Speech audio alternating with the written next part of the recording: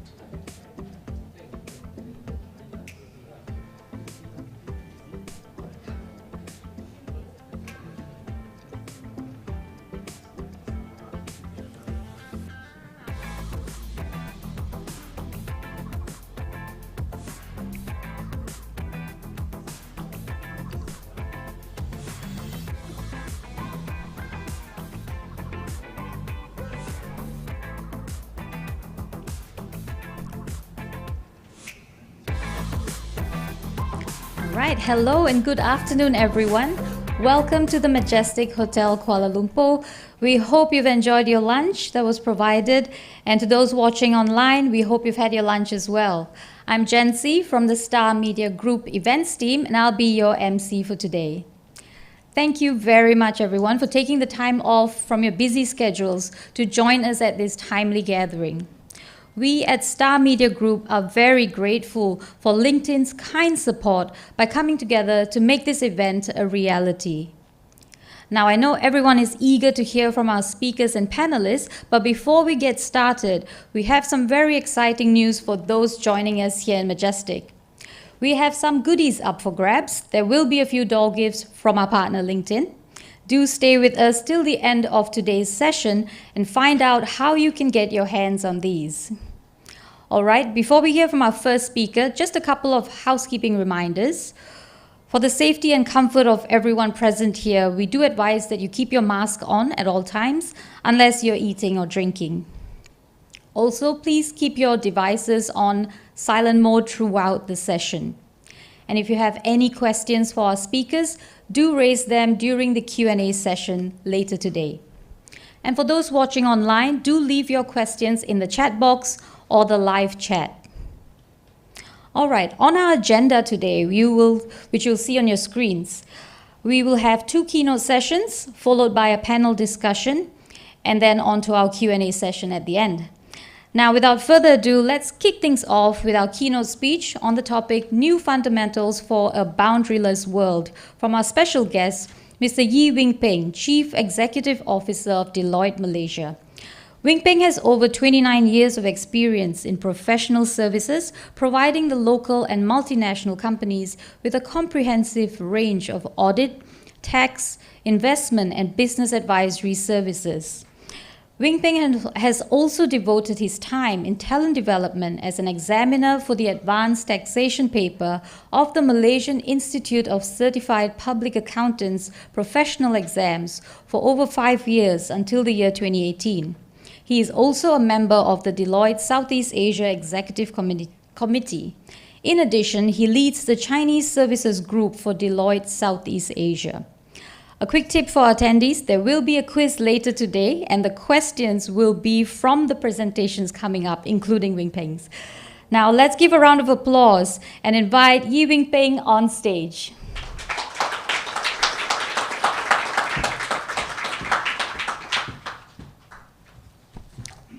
Thank you, NC, for the very kind introductions, and good afternoon to all the esteemed guests.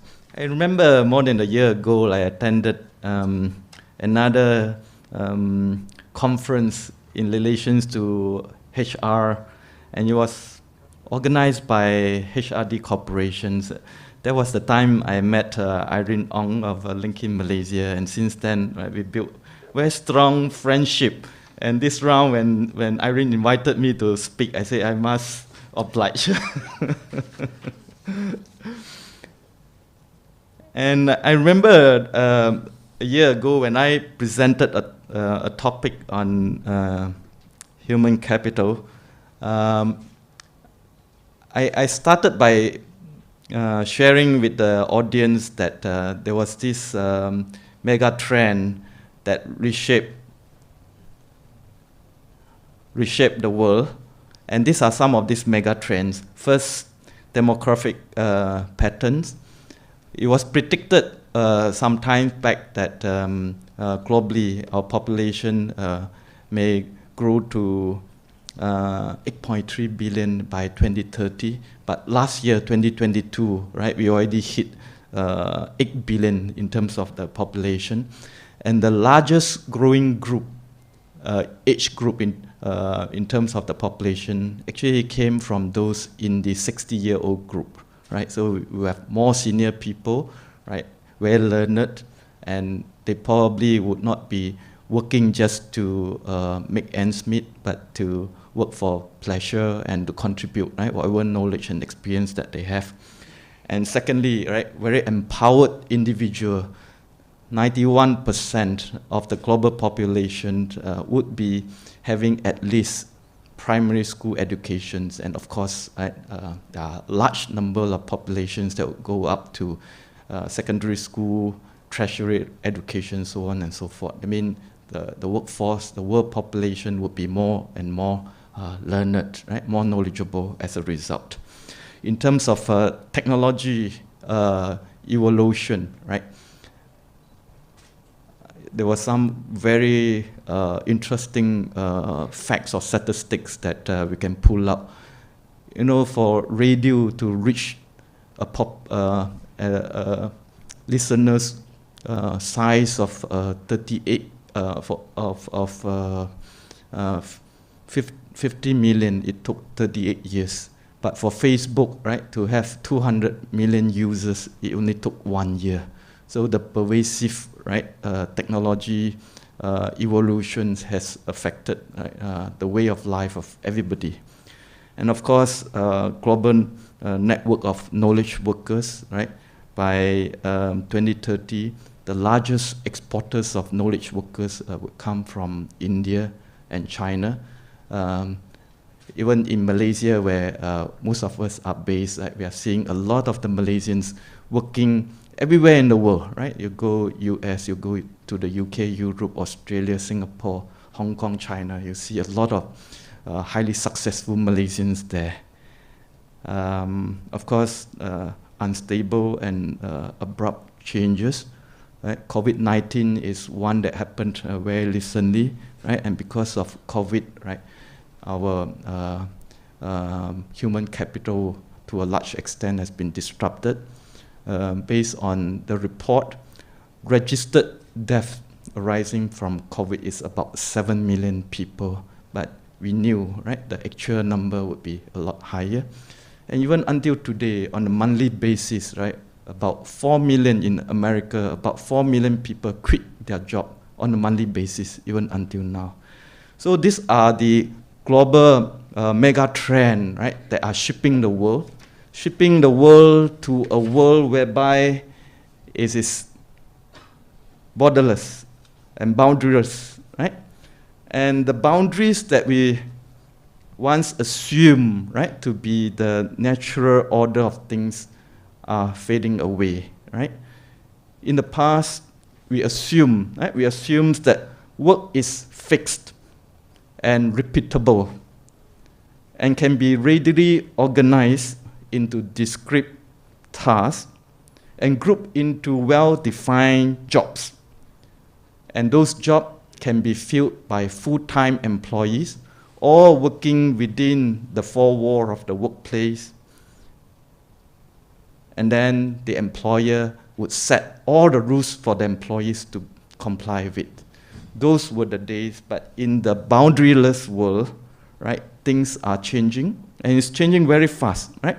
From being just a job, people are looking at hiring people based on skills, right? May not have the kind of people that you want to fill the job, but they have the right skill sets, both hard and soft skills, that allow them to perform certain tasks and even beyond the defined tasks that we used to fix for a particular employee.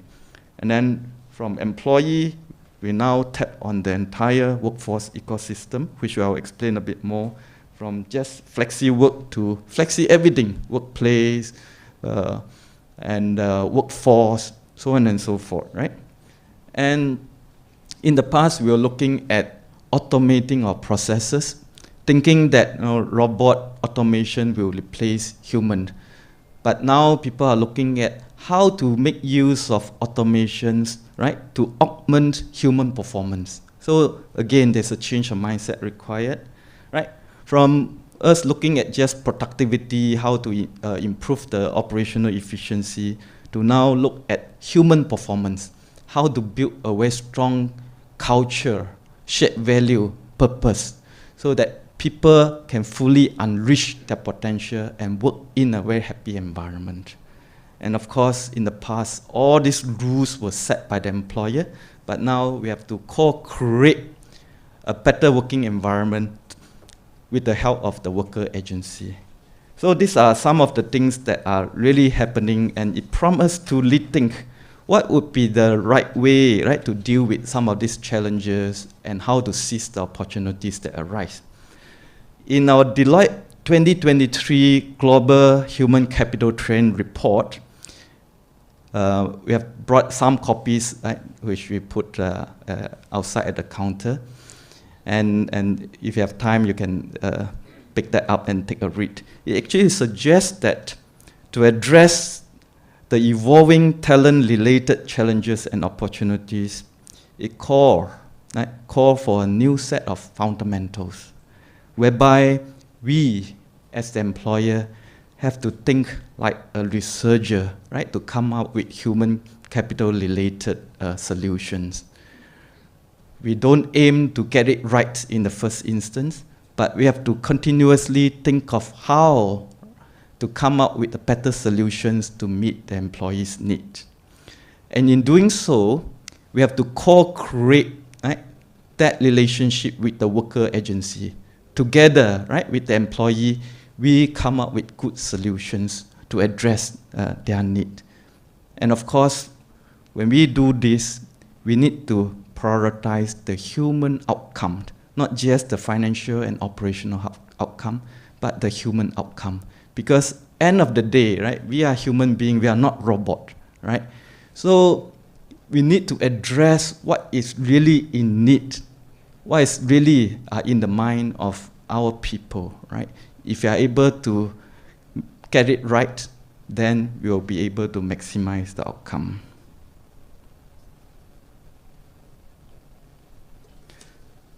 Now, let me just share with you some examples of how we should think like a researcher and work with the workers to come up with the better solutions, right, that have the human outcome, right, revolving around that. First, if you look at the human aspect of the work, how can we empower the human impact with technology? I come from a profession where traditionally we provide audit, tax services, and then evolved into advisory and consultancy. A few years back, there was a report that predict in the future what type of professions that are most vulnerable and will be disrupted by robot. And one of the professions that come on top of the list was actually accountants. And because of that, a lot of the parents were very worried and raised the question, should they send the children, right, to the university to pursue accountancy, or should they do some other things? My personal take is that robot can never fully replace, right, the accountant. But the job of the accountant, the skill set of the accountant has to evolve to be able to make use of the new tools and technologies developed to augment their performance. One typical example is that when we do auditing work, to audit the work, right, of an organization, you have to go through a lot of documents, data, right, just to make sure that things are all right.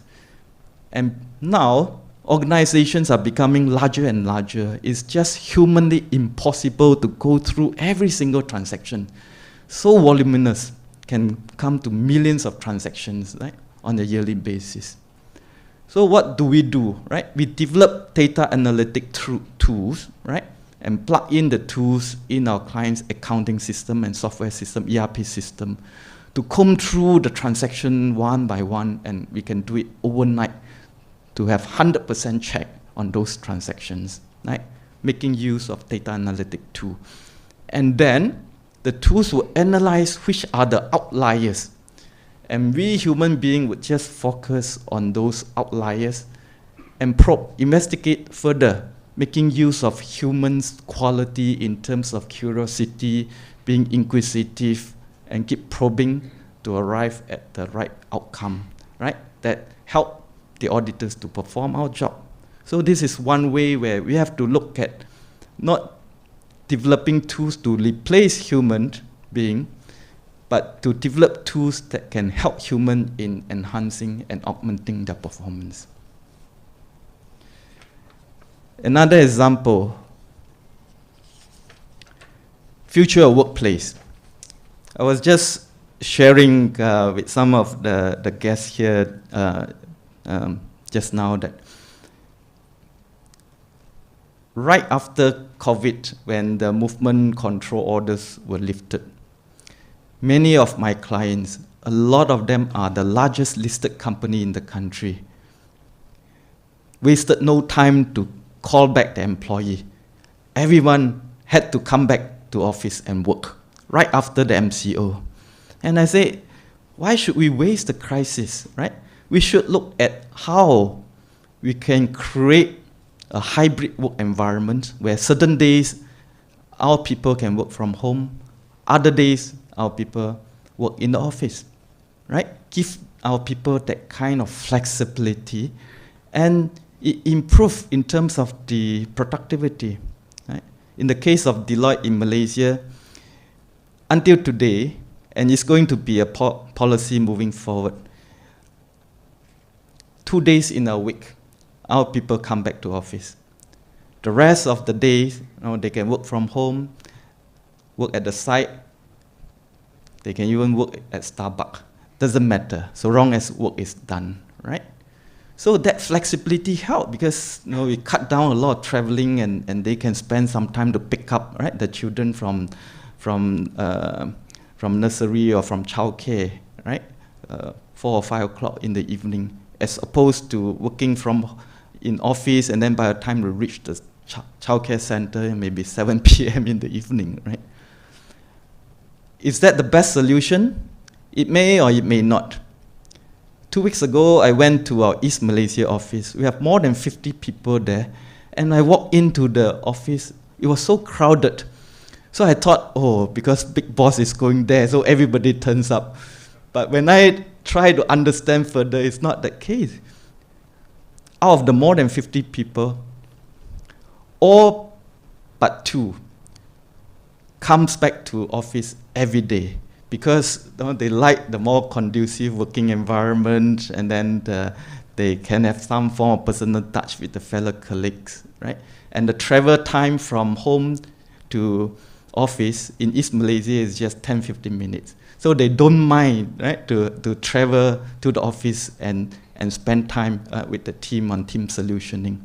So what I'm trying to say is we cannot have one size fit all. We got to keep going down and listen to what our worker, what our employee, what our people want, and make the right kind of calibration and constant recalibrations, right? So as to keep our people happy. So this is just another example where we have to co-create that working environment with the workers. One more example is on the workforce ecosystem, right? I don't know in some other countries, but in Malaysia, and many of you are employers trying to find people to fill the vacancy.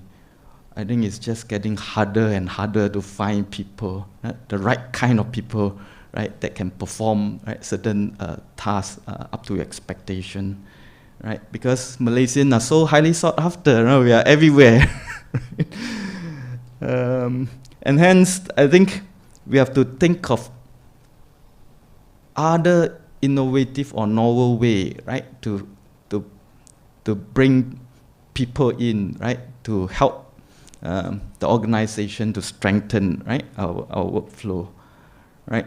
If you want to find full-time workers, I think it's very difficult now, especially the skilled workers. So what Deloitte we have been doing is to look at some other unconventional pool of talent, which include contract workers, independent advisors, right? Just like I mentioned, right, there are some very sound, able people that already past 60-year-old. They don't mind to work, provided that they can enjoy working, right? But they also don't want to work full-time, right? Every day come to the office. So some of these people can be engaged, right, on a contract basis or acting as an independent advisor. Even for Deloitte, many of our clients come to us because they claim that they cannot hire people. They were asking whether Deloitte, we can provide some managed service to them, meaning there's a scope of responsibilities that need to be delivered, but that scope is outsourced, right, to an independent service provider like Deloitte, right, under a managed service scheme. So these are many other ways that we can look at, right, to beef up, right, our human resource pool. I think many of you also heard about digital nomad, right? You know about digital nomad. In our kind of profession, is very common, right? We have someone that's highly skilled but doesn't want to just work and live in a fixed place. And this person may be wanting to spend some months in Phuket, another few months, right, in Hong Kong, right, just to get himself or herself energized, and then move on to Bali to have a laid-back, right, lifestyle, basking the sun, then come back to KL again, right, on a periodical basis. These are digital nomads, right, that we are looking, that we are seeing, and people like this are in huge demand, right, and if we are flexible enough, right, to offer, right, flexi workplace, flexi workforce, then we are able to tap on this pool of people. They are able to contribute a lot to our organization.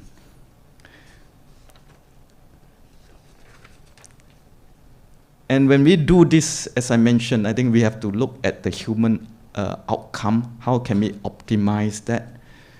So we talk a lot about ESG, sustainability, but only until recently, many of the organizations are beginning to look at the human element of the sustainability. In the past, we may be coming up with some rules to cut down traveling, right? Cut down plastic usage, right? But now people are thinking of how can they get more involvement of the people and look at the human aspect, right? We Deloitte in Malaysia, we have one CSR program, we call it Kids Edu program. And we know in our kind of professions, like talent is our most valued asset. Without talent, right, we are not going to function efficiently.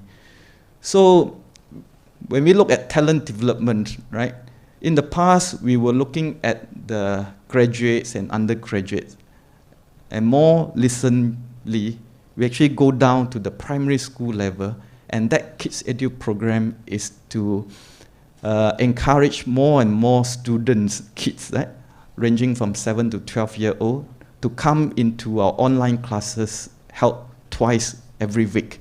And we get our Deloitte professional to be the tutor, right? We also get another company, YTL Foundation, to come in to provide some data plan so that the poor kids, right, would be able to get that complimentary data plan to access into the internet to attend our night classes. And some of the laptops that we use, right, instead of giving back to the lessor, we buy it back, and then we get the university student to help to refurbish at their own cost, right? So I didn't need to spend a lot of time, right, to run this program, but it's very easy for me to get many of our Deloitte people involved because they can see that they play a part, right, in the sustainability agenda, right? And they can also see that if this project goes on well, in time to come, all these kids, right, they will graduate and they become a good supply of the talent pool that this country and our organizations require. Right? So it's all about taking into consideration the human element of the sustainability when we drive ESG agenda. And one more point is relations to focusing on human risk. Right? There are a lot of disruptive risks that happen from time to time that may disrupt our organization's operation.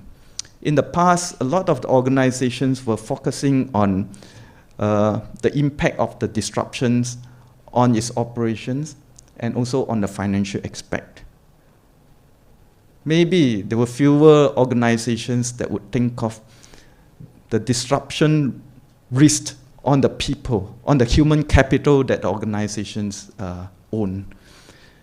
But during the COVID, we see very different thing where every organizations would focus a lot into how would this external risk or environment change that has got an impact on the human assets that the organization own, right? So we put in place a lot of safety measures, and some that couldn't come and perform work, and their livelihood may be affected. Then the organizations, many of them step forward, right, to provide, right, some financial aids and some other form of support to ensure that the employees survive, the employees have food fit on the mouth, not just them alone, but their children. So we are beginning to see, I think COVID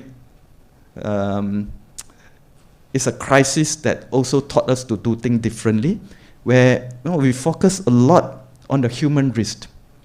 And now I think virtually, right, we have put COVID behind us, but many organizations, even until today, including Deloitte, we continue to have mental health talks given to our people on a regular basis, because coming up from that pandemic, right, things has changed a lot. Can we go back to our pre-pandemic life, or we have to deal with the new challenges? I think a lot of the people are now having stress, right, in managing new life. So mental health is a very real concern now, and I'm seeing, right, many organizations, right, continue to pay attention on that aspect to make sure that the mental aspect of our people are properly dealt with. So this is another typical example as to, right, how, right, moving forward, right, we should focus on the human risk aspect rather than just financial and operational risk, right? So I'm not given a lot of time to share more, even though I have a lot to share. Let me just end with this conclusion, right? Leading in the boundaryless world, right, would really require the employer, right, to think like a researcher, to keep coming up with solutions, and we don't need to set an expectation that we must get it right in the first instance. And in designing and coming up with the solutions, we need to work collaboratively with the workers to jointly designing and coming up with a solution. That would no doubt be evolving. And in those solutions, we need to have that human agenda behind it. This way, we will be able, right, to come up with a very good, sustainable solutions that will be well received by all. Let me end with just one final story, because my interactions with many of the organizations, the CEO, executive, give me the privilege, right, to hear a lot of the inspiring and success stories from them. And I'd like to share one which probably would be able to summarize what I've just mentioned in the past 15 minutes. I knew of a petrol distribution company that's got a lot of oil tanker, right, that distribute oil to the petrol stations, right, around the country.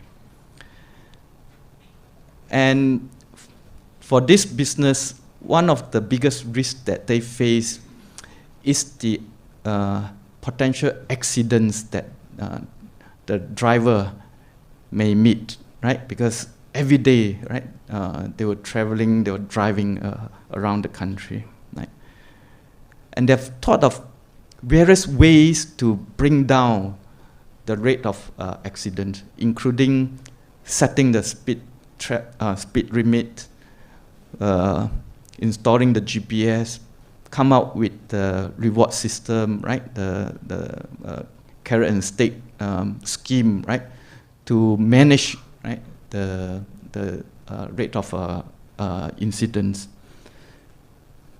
And then through communication, conversations with the workers, they found that one of the most important things that the drivers cared about is their family members, right? So what did they do, right? Some of the very senior executives actually go to the driver's home to have conversations with the spouse and with the children, and remind and create awareness that it's very important that the drivers drive safely, such that every day before the driver leaves home, the wife and the children remind, right, the husband and the father that drive safely, we are waiting for you to come back. And that kind of human touch, where you put the human element, right, around what you need to do, you can only imagine the tremendous outcome, right, that it will bring, right, which is far beyond just the deployment of tools, technology, and putting in place, right, the carrot and stick scheme, right? Because we have to really think, right? Human, we are all human, and what is most valued to the human, right? If I'm a driver, right? So every day I drive long distance drive, and I expose myself to risk on a daily basis, and I earn some money. What is that for? End of the day, right? It's for my family members, my beloved wife and children, right? So I'm going to stop here. I'm sure I've overrun in terms of the time allocated to me. If you are interested, right, to know more about our global report trend, you can get a copy outside. And just in case There are no more copy there. You can always access to our website and read it online. With that, thank you.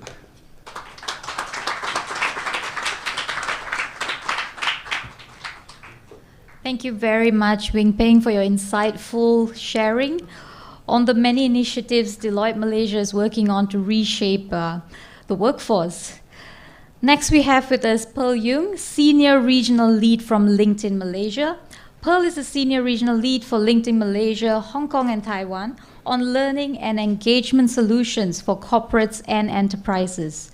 Pearl carries a decade's worth of experience in talent strategy, employee experience and engagement, learning and development, and performance management. She has worked with organizations from all sectors and sizes, including MNCs and tech startups across Asia Pacific and the Middle East. Prior to LinkedIn, Pearl led the employee experience consulting solutions in Mercer, Hong Kong, where she worked with C-suite and senior executives from leading organizations to attract, retain, and motivate talents. Let's invite Pearl on stage.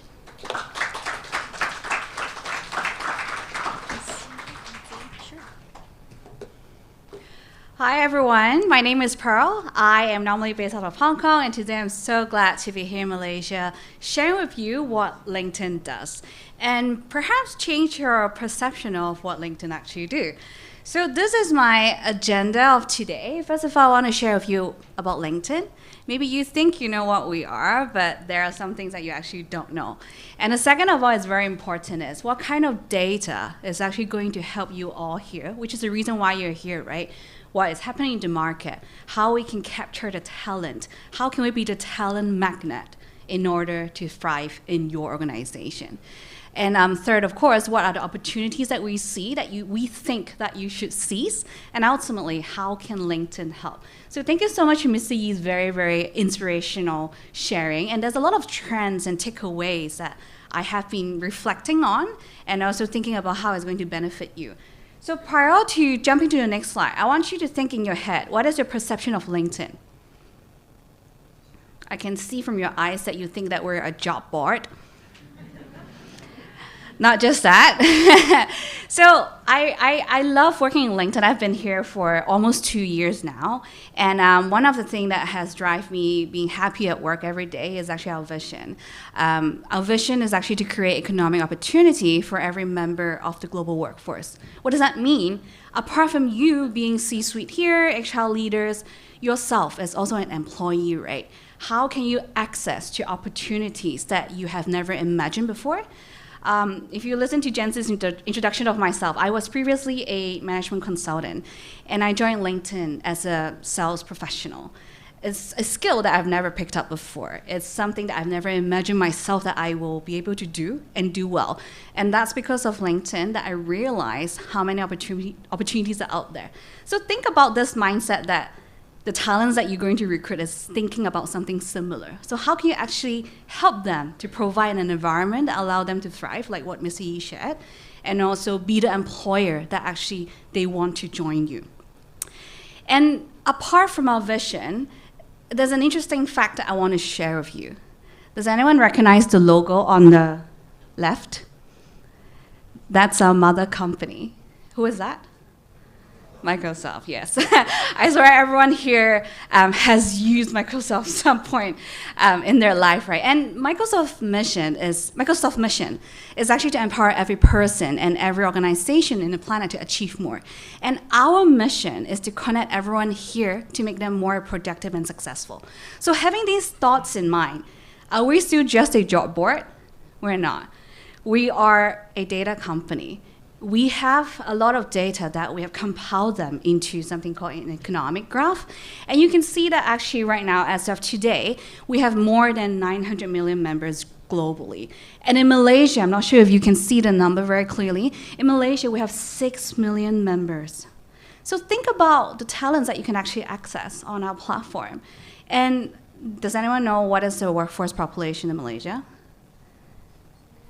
15 million. So that's already 40% that is representing the population here. So think about the talents that you have not been able to access. Think about the questions that you have been always asking your HR, your talent acquisition. Why can't I hire this person? Why can't I fill this role, right?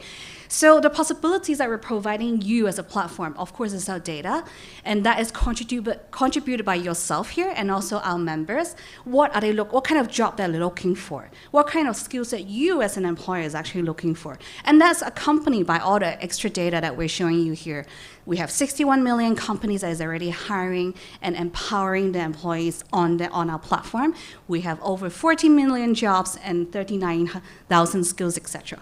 And I'm going to deep dive a little bit more into it to show you how does that benefit you and how you can actually plan ahead for your workforce attraction. So this is a very complicated slide, and I want you to follow me to actually understand what does this slide mean. So if you can't see here clearly on the screen, there are TVs on your side as well that you'll be able to see. Let's look at what does these jobs mean? So we actually go back and talk to our insights team, and we want to show our audience today from this event to actually have some great takeaways to understand where they can hire and also empower or upskill the employees better. So the jobs that are listed on the graph here are actually the top 15 occupations that we have seen in Malaysia in the past 15 years. And you see there's a red and orange-ish line in between, like dissecting like one job and the rest of the 14 jobs.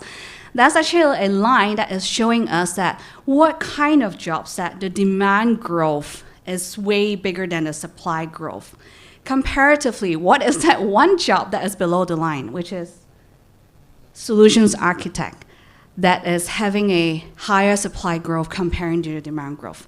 So what this slide is going to tell you is we are in a talent war, as we always talk about it, but this time we want to share with you that the talent war is not sustainable.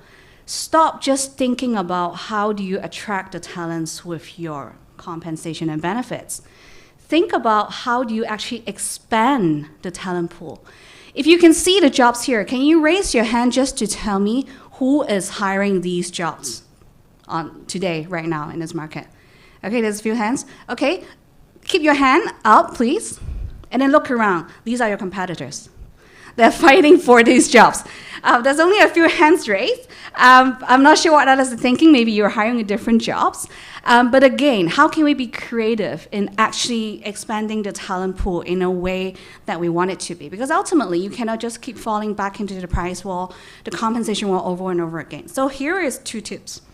First of all, think about how do you actually dissect these jobs into different skills. Think about today, as an HR professional or as a managing director, 10 years ago, what were you doing 10 years ago? And 10 years now today, how are your skills changing? How have they been changed? ChatGPT, has everyone used it? Yes, great, everyone's nodding. We never had that before, and like 3 years ago, 5 years ago, maybe there was an AI bot, but it wasn't as popular as this one that is going to help me to write my performance review. So think about all these skills that has been changing. And how do you actually think about, apart from just hiring a full stack engineer, what kind of skills that I can think about to put in my job post to actually attract the right talents that they might not even think that today they can be a full stack engineer. But with the optimized learning program, your investment into them, they can also become a full stack engineer, right? Because ultimately, everyone is in this wall over and over again. And if we're not trying to be creative and think long term, like what Mr. Yee was sharing, how do we be sustainable with our human capital, right? You are going to be falling into this trap over and over again. So first of all, how do you dissect the jobs into different skills? Second of all is, apart from looking outside externally, think about your internal workforce. Having an employee looking for an internal job should never be harder for them to look for an external job.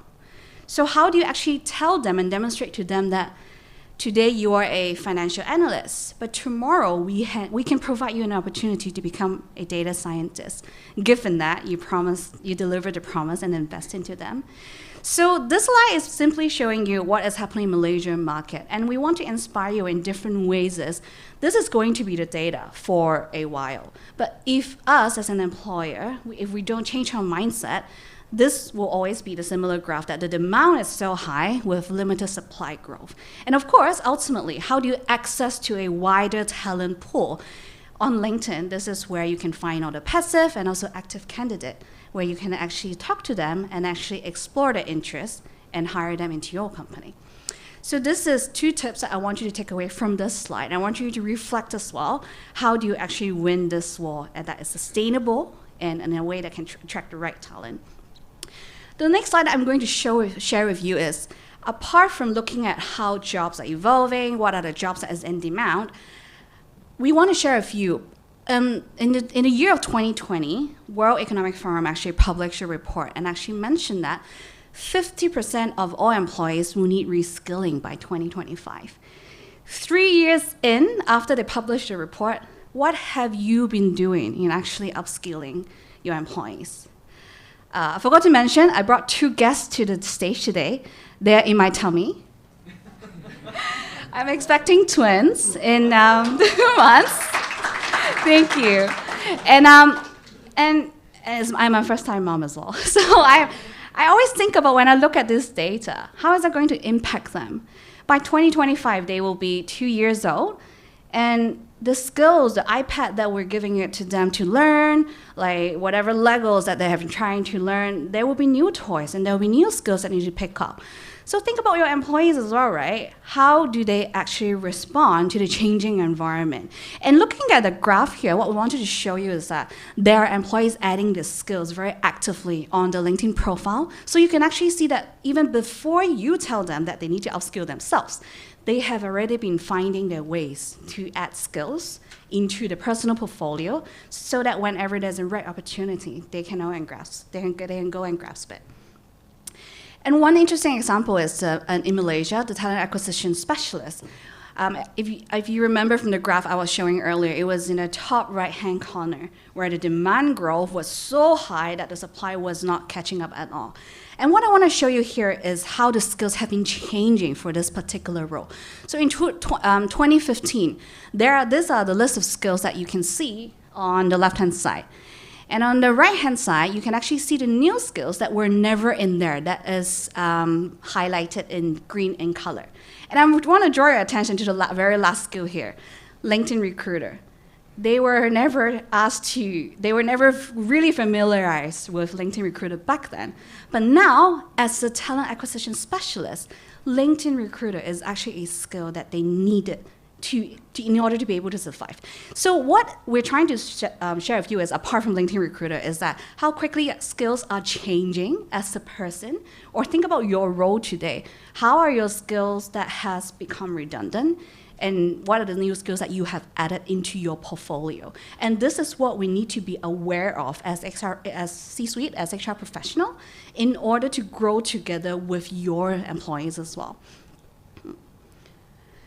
And so, by looking at these data, and of course there's a lot more data that LinkedIn has that we would love to show you, but we want to position three key areas of priorities today. How do you actually navigate the skills evolution? How do you actually make skills-first hiring to become the norm? And ultimately, how do you actually promote career development in your organization? So think about not really negative, but whatever you're thinking that you're reading the slides that, oh my God, how can I survive in this talent war? There's actually opportunities that we can actually look into if we are proactive enough and think about long-term, how do we sustain with our talent pipeline? And first of all, what LinkedIn would advise you is, think about where do you want to get the latest data. In the market right now, there's no one else that is positioning like LinkedIn.com today. What I was showing you at the very beginning with our economic graph, what we're doing is we actually helped you to translate all of these data points into a skills graph. So I was advising you, all right, how do you actually expand the talent pipeline? How do you expand the talent pool? And this is where we break it down for you. As a solution engineer, what are the skills that is actually required? And of course, within each skills, there are a lot of different sub-skills, different levels of skills that your employees need to pick up as well. So you do need to have a thorough workforce planning to actually think about how would you like to build these skills into your organization, or even how do you actually mix and match different skills in order to fill that position that you have been not able to fill. And this is what I just talked about. And the second of all is we actually help you all to enable skills first hiring as well. On our platform, we allow the users, if you have a LinkedIn profile, look at it after this meeting today, what kind of skills that you have already added into the profile. And at the same time, this is what your competitors are looking at as well. When they are going to hire a position, they no longer just look at the experience, their credential, which school they went to. They actually look at the skills that they already acquire. And of course, you will be asking me, how do we access them? How do we make sure that they have that particular skills? And this is something that you can actually validate throughout your recruitment process as well. And when they join, on the job is where you can also validate all this information. And third of all is actually to promote career development. So apart from being a job board, we are actually an upskilling platform. Some of you may find us like an e-learning content provider, and I'm very proud of the content because we produce it all in-house. But then what does learning mean when there's no outcome, right? So what we are doing here and has been enhancing in our product is to actually add a goal to each employee's account so that they can actually see where they're going for. In our latest LinkedIn's 2023 Workplace Learning Report, which you can download a copy at the very end of this presentation, it's actually telling me that what is the number one motivation for employees to learn is actually to be closer to the career goal. And of course, we want these employees to remain in your company to achieve their career goal, right? So here it comes. We also surveys your jobs to the learners in your organization with jobs at your company, etc. We actually help to bring them closer to where they want to be at the benefit of yours. So these are the new features and new ideas that we have been investing into our platform that I'm so excited to show you, or you can ask any of us here later. And hopefully this will inspire you further. So ultimately, are we still a job board? No. Okay, we are your partner to support you in the skills first vision. We want to give you the latest information. We want to share with you what we see in the market as market trend, etc. So think about all the data that you have just seen. We are able to share with you the same in particular to your industry, in particular to the job function or job role that you're hiring. And second of all, of course, hiring, right? The first impression that you were thinking about. How do you actually hire the best candidate? So, but what we're going to do it differently. We're not just going by resume. We're going to actually empower you to look at skills in a different way in order to find the right candidate in a creative way. And ultimately, we're going to empower your employees to upskill themselves as well with our LinkedIn Learning solution. And this is outcome driven. We are going to use skills to measure the outcome as well. We want to see what kind of skills that they have picked up and how are they going to navigate within your organization through internal mobility. So really, really glad to be sharing these today with you. Hope that inspire you to actually think beyond how we can get out of this talent war in a creative way. And as promised, please feel free to scan the QR code to get a copy of our Workplace Learning Report. And this will share with you what are the latest trends that you should be knowing and also your employees are thinking about in order to become a talent magnet. So thank you so much. Keep your phone because there's some exciting Q&A that is coming through and you will win gifts. So thank you so much for your time today. Thank you so much, Pearl. That was really engaging and insightful. Coming up next is our panel discussion, but let's have a quick break before we move on further to our next session. Can we ask every one of you here and those watching at home to grab your mobile devices and scan the QR code on the screen?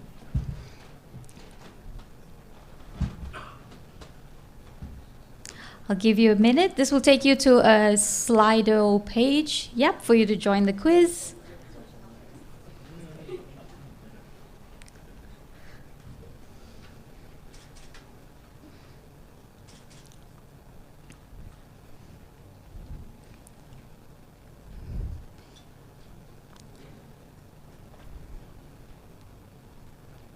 All right, while we wait, just to let you know, the top 3 winners from the quiz today will take home Grab vouchers worth 50 ringgit each.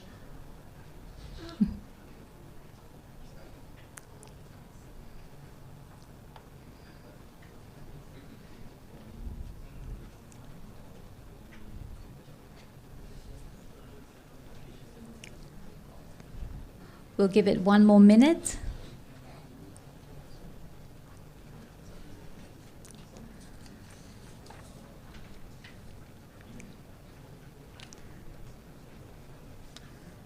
There's going to be 5 questions on this quiz, and you're tested for, of course, the right answer and also speed, so be quick with your answers.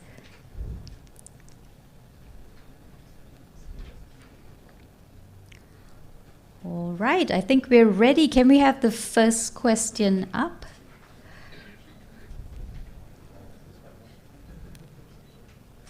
Okay, so the first question, how many members are on LinkedIn?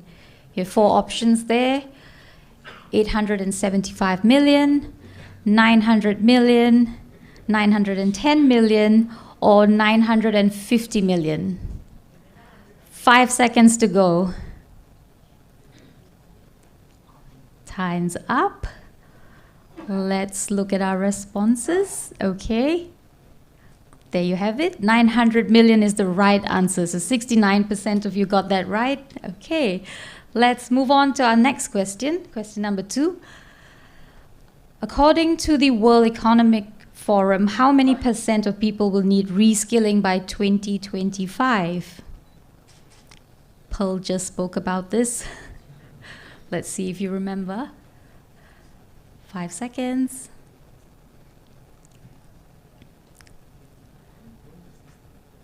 Okay, the right answer is 50%. Okay, most of you got it right. Third question, LinkedIn can partner with your company to do the following.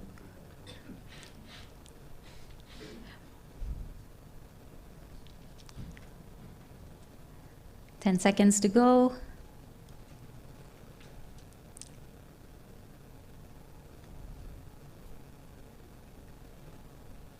Let's see the answer.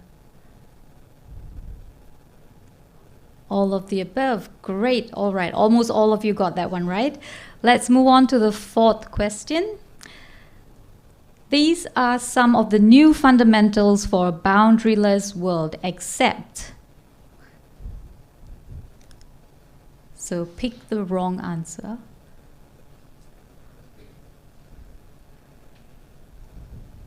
Five seconds.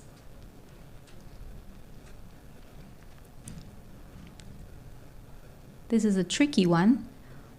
Okay, 58% got this right. So the right one would be prioritize human outcome, not business outcome. All right, great. We have one more last question. By activating the future of the workplace evolves to be an input to the work itself.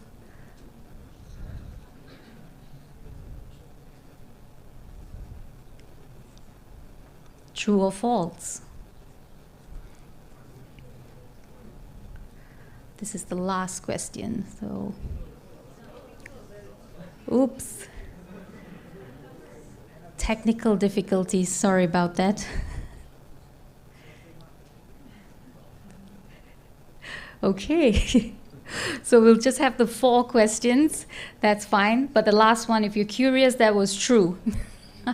That's a free point for everyone. All right, so these are your winners. If you see your names on the screen, please take a picture of it. Or if you're watching us remotely, please take a screenshot. You'll need this to claim your gift at the end of the session today. All right. Thank you everyone for participating. Now that the stage is all set up, we will move on to our panel discussion. Let me start by introducing our panel.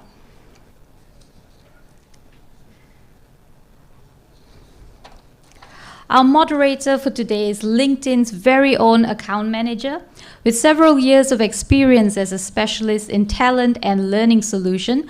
Suraj works with organizations from all sectors and sizes in Malaysia in improving their overall talent strategy, providing hiring, learning, and engagement solutions to accelerate organizational growth. May we please invite Suraj Velayudham to join me here on stage.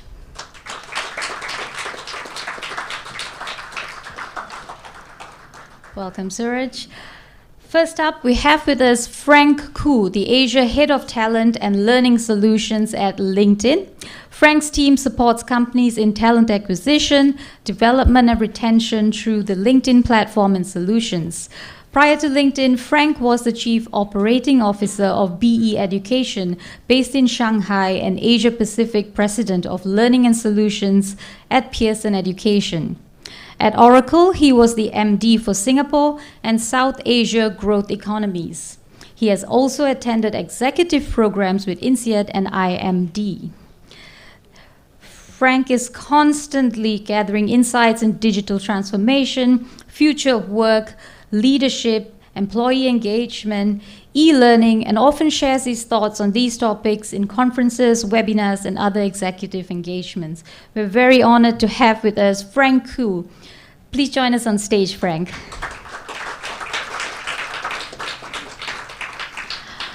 Our next panelist needs no further introduction. Let's welcome back on stage Peng, CEO of Deloitte Malaysia.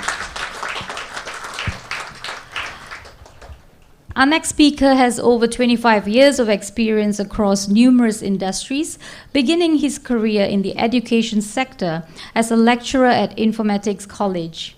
He then rose through the ranks to become the Assistant Director of Informatics Corporate Training Malaysia, leading the organization into the frontiers of IT training and education.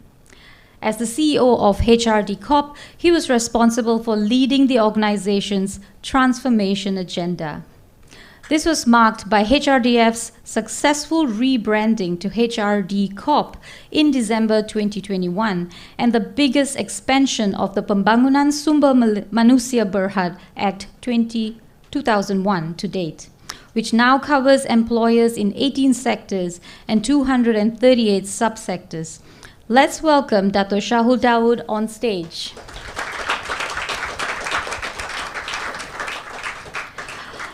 Last and not the least, we have the Chief People Officer of edotco Group joining our panel discussion.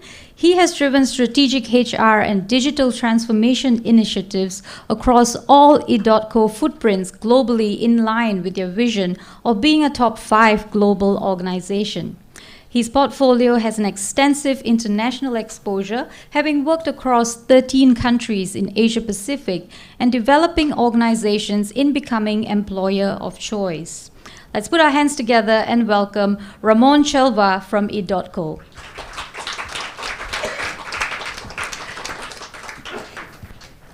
Before I hand the floor to Suraj, just a gentle reminder that if you have any questions for our speakers, there will be a Q&A session towards the end of this panel discussion. You can also drop your questions in Slido. The Slido QR code is displayed around the room on the TV screens. All right, Suraj, the floor is yours. Thank you, Jancy. Good afternoon, everyone. Now that introductions are done, I think we can dive right into it. But before that, I think we'd like to get to know our panelists a little bit better. I've prepared a couple of questions, non-work related, don't worry. So first question, and I think this is in true LinkedIn fashion, we always ask our guests the same question, right?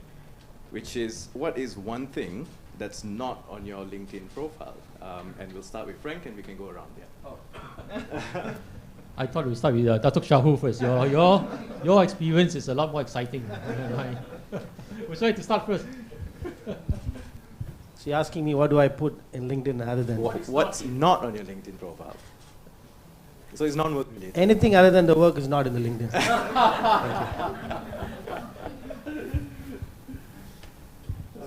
I guess for me, my part-time job is actually motor racing.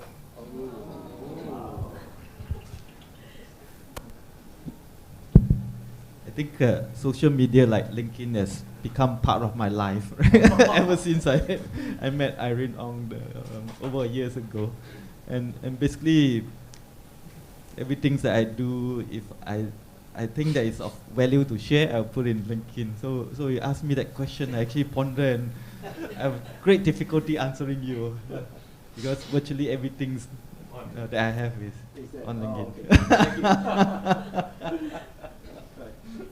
So for me, there's something that I'm too embarrassed to put in. During COVID, I felt so constricted at home I decided to pick up a new skill. It's called salsa dancing. Wow. Anybody is a salsa dancer? Oh, fantastic! I need to learn from you. I want to tell them, no salsa. Oh, really? Okay, tell me more. Anyway, I'm just a beginner. Hopeful that I'll pick up a skill and advance in it over time. What about yours? You are a fantastic dancer, yeah? No. You want to share some more? See, we are going to, if I say I'm going to put salsa dancing, and if I tell you, it's only social media, nobody cares whether I really know how to dance or not. It's about perception or reality again in social media, yeah. That's very true. Thank you so much. I do have one more question, which is, I think Frank, you already answered this question, which is, what is a new skill that you've picked up recently? Perhaps Ramon? It's a tough one. We try and pick up new skills every day. All right. But Never nothing stop learning. specific, just continuously trying to improve myself. All right. Very humble answer, I like it. Patience. Wow. Would you like to elaborate on that? Actually, patience is one of the most powerful weapon. When in HRD Corp and in the government space, there's a lot of changes. There's a lot of new things happening. So sometimes the water is very diluted. So you got to be patient. Until the water get clear, you don't do anything. So though I'm a patient man, but I learned to be more patient in the last 2 months. Patient and tolerance. All right. Okay. Thank you. Okay. Mr. Yi? Again, right, looking at COVID, try not to waste a crisis.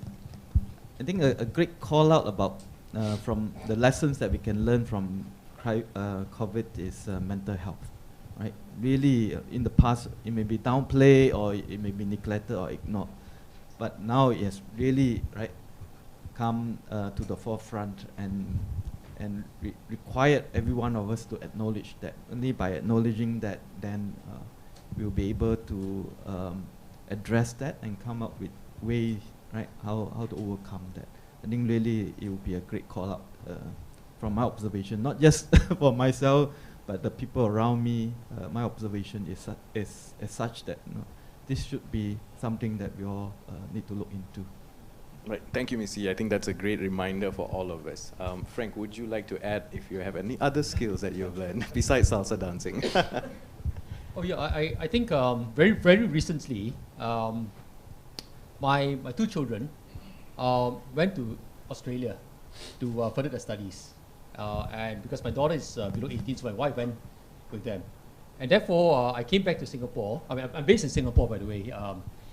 And lovely to be here in KL. It's a fantastic city that I'd love to come back over and over again. But when I went back to Singapore, I was staying by my own. And so I have to relearn old skills, like doing my laundry, vacuuming and mopping the floor.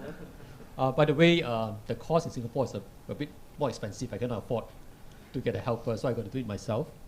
And also ironing my clothes, which is not something that I like to do. But I try to use the growth mindset concept to try to overcome some difficulties, which many of you may not need to, but I think it's a matter of how I can get myself outside the comfort zone and develop new skills. So, yeah, my new skills. Thank you. We have something in common. I hate ironing my clothes. Thank you very much to all our panelists. I think now that we've understood and know our panelists a little bit better, I think we can dive right into the business, right? I've prepared a couple of questions, and we looked at some very interesting trends that were shared by both Mr. Yi and Pearl earlier. And my next question is to you, Frank, right? You're someone who's always gathering insights about the market, and I guess I'm just curious to understand, right? How does this relate back to some of the macro insights that you've seen so far? If you could run us through that, yeah. Okay. Well, I love reading, so I was looking at what is happening in the world today. And, I think economically we are facing a convergence of 2 very interesting and somewhat challenging trends. One is the economic headwinds, right? All of us are in it, especially both of us in the tech sector. We are very much in it. It's caused by high interest rates, high inflation. For those of you in manufacturing, supply chains constraint, right? At the same time, we are facing, like what Pearl has mentioned, is a manpower crunch that gives rise to the war on talent. Right? And almost, when I look at the unemployment data across the world, almost every country, even during this time, has a reduction of unemployment. That means less people unemployed. So, these two are really causing us a lot of strife, especially many of you are in human capital practice, many of you are leading companies, ourselves too. And so then I was looking to see what, LinkedIn, Pearl mentioned that our vision is to create economic opportunity for the global workforce, what we can do about it.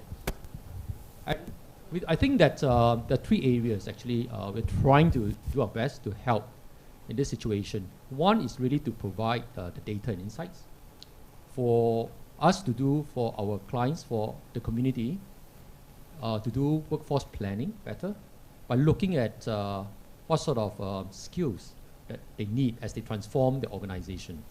Right? And I know that down here, many of us are looking at preserving profit. Right? So some of our employees have to do a bit more with less. And so the question is that how do we understand, what sort of adjacent skills they can develop to do a bit more, hopefully without complaining, and that it's in line with what they want to do. So that's why Pearl talked about, we introducing new solutions on goals or jobs in the company so that people can see that as they pick up new skills, they do more for the company, they can progress in a career. So that's one. The second is really to change people's mindset from hiring based on experience and past qualification to looking at skills. So for instance, in Malaysia, we used to see that, if someone is from UM, higher chance of being employed. Someone from Monash, maybe better chance. Someone from Oxford, definitely must bring in, right? Or somebody, if let's say I have a role for marketing manager, I'll look out for an existing market manager somewhere else, hopefully my competitor, and I bring in. But this is not, very useful because then, like what Pearl says, you beat up the price, right, unnecessarily. At the same time, a marketing manager, in your company may have a different skills requirement compared to one that's somewhere else.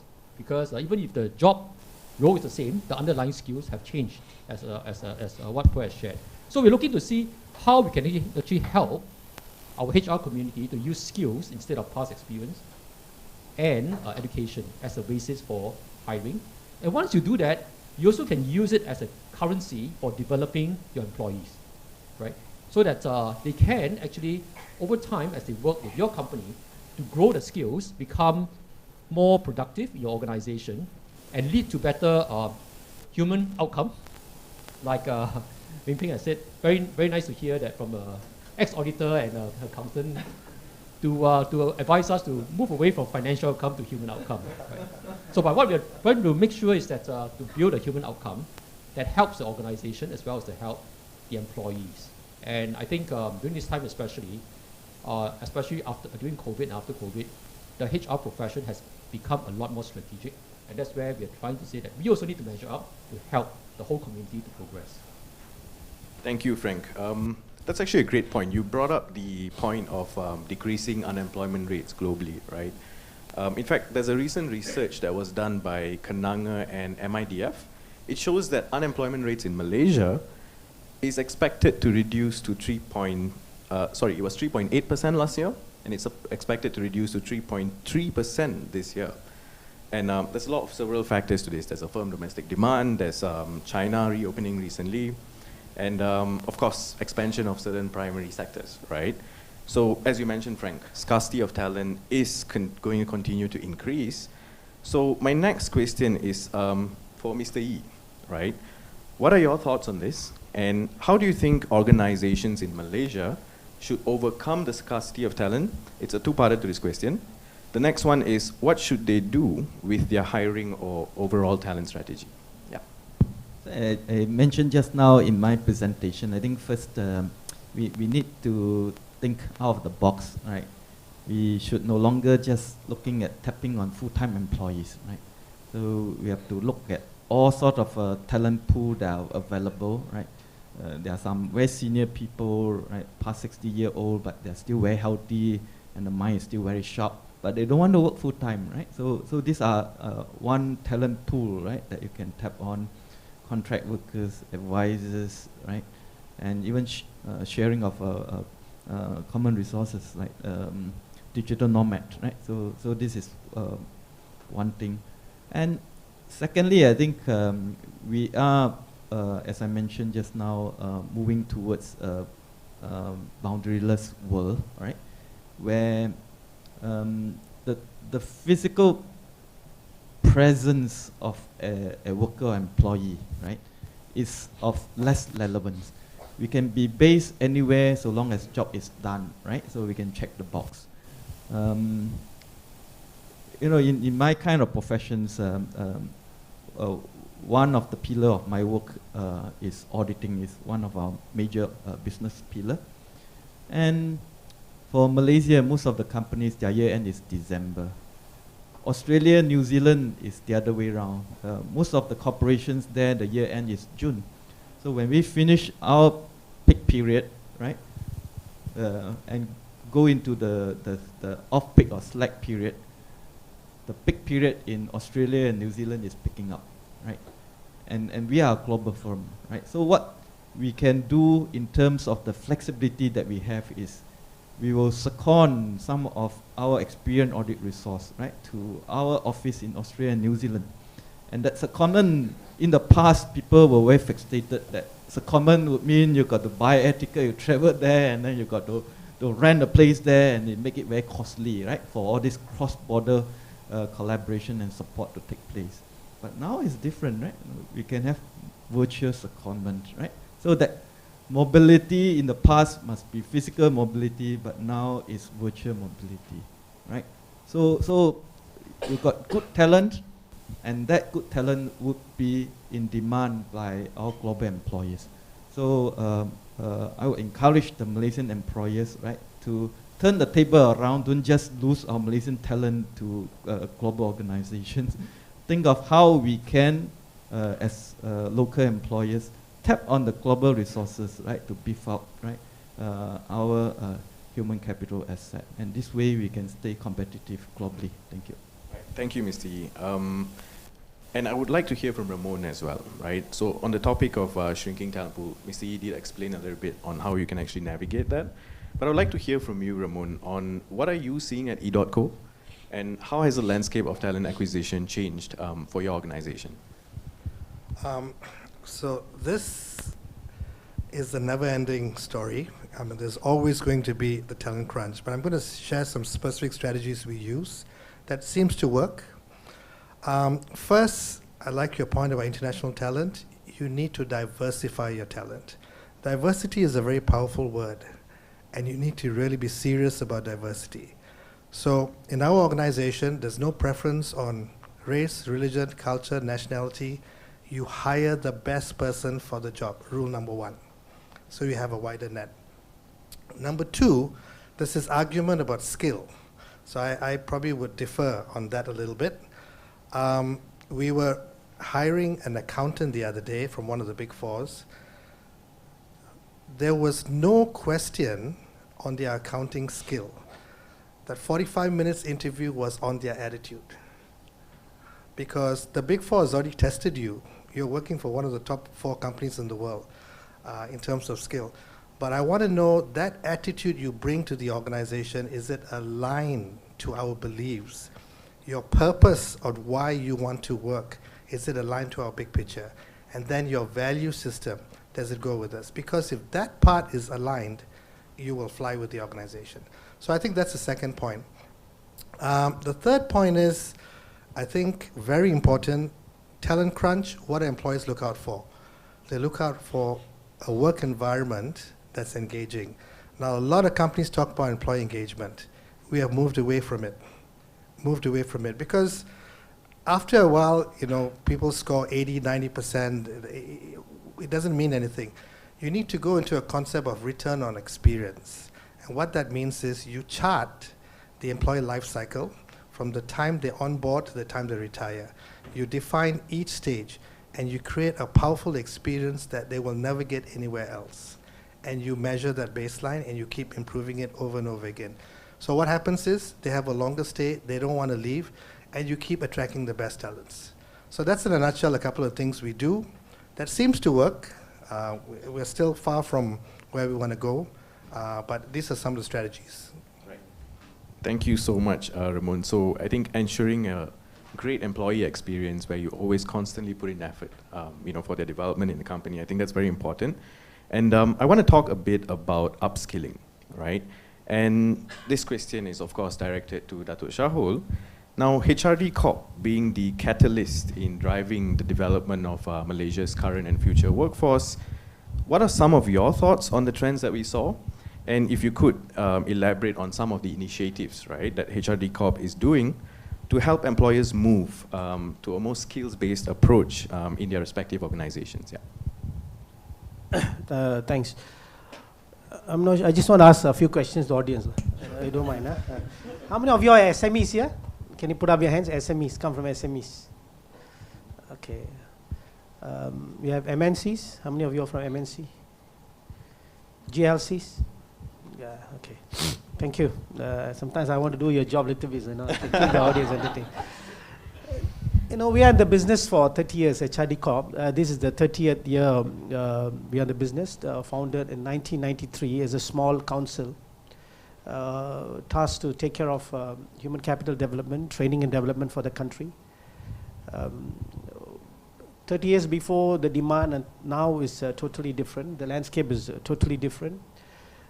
Our primary objective is to collect levy from employers and give it as a training grant to train the employees. That was our primary objective. Of course, there's a lot of things happen in the 30 years. That's history. 2020 has been a challenging year, just not for HRD Corp, the entire globe industry. That's where the entire landscape of training has changed. COVID came in place. People lost jobs. People got retrenched. And people don't know what to do after they've been dropped or been retrenched, jobless. We thought that is the best time for you to upskill and reskill the nation. Of course, there's many challenges during the time because you have to go through the MCO, you can't meet people, training centers are not ready with online facilities. I keep telling, the one thing I learned from COVID was, if not for COVID, the penetration of technology into the training landscape wouldn't have happened. Maybe it would happen some time back. I was into the online space in 2005, 2006, when I was heading jobsdb.com. When I go out and promote JobsDB to the people think this guy must be crazy, talking about promoting jobs and asking people to interview through online. But today everybody is hooked up to internet and jobs changes. But that time there's no COVID, there's no urgency for you to go into the online space. But today, the urgency for you to go to the online space is huge. People started coming after HRD Corp. When can we do online training? When can we do remote learning and everything? So what we did, we started to work on our employers to make them feel that their training is the most important aspect in everyone's career. Ladies and gentlemen, in Malaysia, people give less importance for training. I keep telling them, training is not a luxury. Training is a necessity. Nobody in the country should be deprived of learning and education. That is one of the main reasons HRD Corp enacted one of the largest acts in 2021, that from 3 sectors, today we got every company that registered in Malaysia have to pay levy. Not just we want to collect money. Of course, when we have this act, and it's mandatory, HRD Corp will collect money. Of course, this money will go back to the training and development. Upskilling and reskilling, cross-skilling, multi-skilling, all are necessary today. The COVID is a classic example. How many SMEs suffered without proper training and development? It's because, one, you know very well than me, There are almost 85 to 90% of the SMEs don't have HR managers. They don't have training managers. They have no training plan. They feel that training is the last part of their activity in the company. If they got profit, they want to save the profit for the rainy days, not to get people for training. If they send people for training, they worry that they might leave the company. It's a chicken and egg situation. So I think HRD Corp started pushing for multiple activities. During the COVID space, we started having B40 program, a program for gig economy, program on SMEs development, program on place and train. We want to get the jobs and we want to put them in the training. Then we had a program on Industry 4.0. These are multiple initiatives we had. But the key is not about the initiatives, it's the importance how people take this training and development very seriously. That's the most important. I always tell the employers that today we have collected 2 billion levy in 2022. 2020 we was collecting 700 million. In a span of 2 years, we are collecting 2 billion levy with 85,000 employees connected to us, with 4.5 million employees connected to HRD Corp. So we have opened up the floodgate that everybody have to pay levy. Paying levy must make sure that you utilize back the levy. And with this lot of initiative HRD Corp doing, and we open up the e-latte. When we wanted to launch e-latte, Frank, you won't believe, there was a massive backslash at HRD Corp. Why HRD Corp doing free online training? It's going to kill the industry, it's going to kill. The perception, the mindset is very different. Those are pandemic time, people have no opportunities, no money to spend on training development. Today, alhamdulillah, we have trained 750,000 people through our e-latte. And thanks to all those people who gave content. We give opportunity for people. If you have digital content, put an e-latte. We can make use of this content to promote it to the people. So there's multiple initiatives that HRD Corp has done to upskill and reskill. And during my time, the last 2 years, HRD Corp, we are very clear about 2 things. Every dollar we spend, we want to make sure there's an impact and outcome. If we don't have these 2, we don't want to spend money. I just give this quick example and I'll finish it. Previously, people come into HRD Corp, unemployed graduate come into HRD Corp. We train them on skills, but after the training, they still continue to be an unemployed graduate. So what is the value proposition that we give to the graduates or people come to us? We spend money, but there's no outcome, there's no impact. So today, every dollar that is spent by HRD Corp, either you go into the jobs, or you go into the income generation, or industry placement. Something should happen that could bring a difference than what used to be before. Thank you. Thank you so much, Datuk Shahul. You spoke about a lot of the initiatives that HRD Corp is doing, right? And you touched upon the levy that all companies now have to actually contribute. And of course, as everybody knows, this levy can be used to upskill, reskill, and what it does is it eventually creates opportunities for every Malaysian, right? And having said that, I think, do correct me if I'm wrong, Datuk Shahul, this levy, it will forego if it's unutilized for 2 years, correct? Yep. Definitely. In fact, possible, within 1 year, I want to take it as well. If they don't utilize in 1 year, yeah. A follow-up question to that, Datuk Shahul, would be, for those employers who don't actually utilize them, right, why do you think they don't? 2 things, my experience, I can be wrong, but this is what I used to share. One, the company doesn't have serious training and development plan. This is my main thing. First thing, we collect money not because they want to give it to us. There's an act. So we force them, you have to give money to us. But they must understand the money doesn't belong to us. We are just a custodian agent. We can see but no touch. We see the money but we don't touch the money at all. So the money belongs to the employer. They must have a serious plan to make sure that there's money is spent wisely on the training and development to the staff. One, there's no serious training and development on the company. Second, the company who are managing, the staffs who are managing the funds, when they leave the company, there's no proper follow-up, there's no proper handover about what is the fund left. Of course, the bosses, there's not how much money is in HRD Corp. Only the HR managers, the training managers manage it. So when these people leave, and everything is stuck there. But the most important, the companies feel that we are too busy, I cannot send my staff. This is a reality, you know. When I talk to the employers, they tell me, boss, we are very busy, we cannot send the staff. I said, how can you be so busy that you can't even afford to send your staff for 3 days training in a year? Then what kind of productivity you expect from the staff? We got to be honest with ourselves. You know, the staff come to us expecting that, you know, they have a better career, better progress in life, you know, they will upskill themselves in the jobs. Of course, learning on the job is one thing, but we have to send them for training. I was in KK last week, and when I was talking to the employee, they say, sir, we are so busy that we cannot send us. I said, that's bad. I can assure you that these people will leave very soon. Because today is not about money, ladies and gentlemen. You know, the employees don't come to you just for money.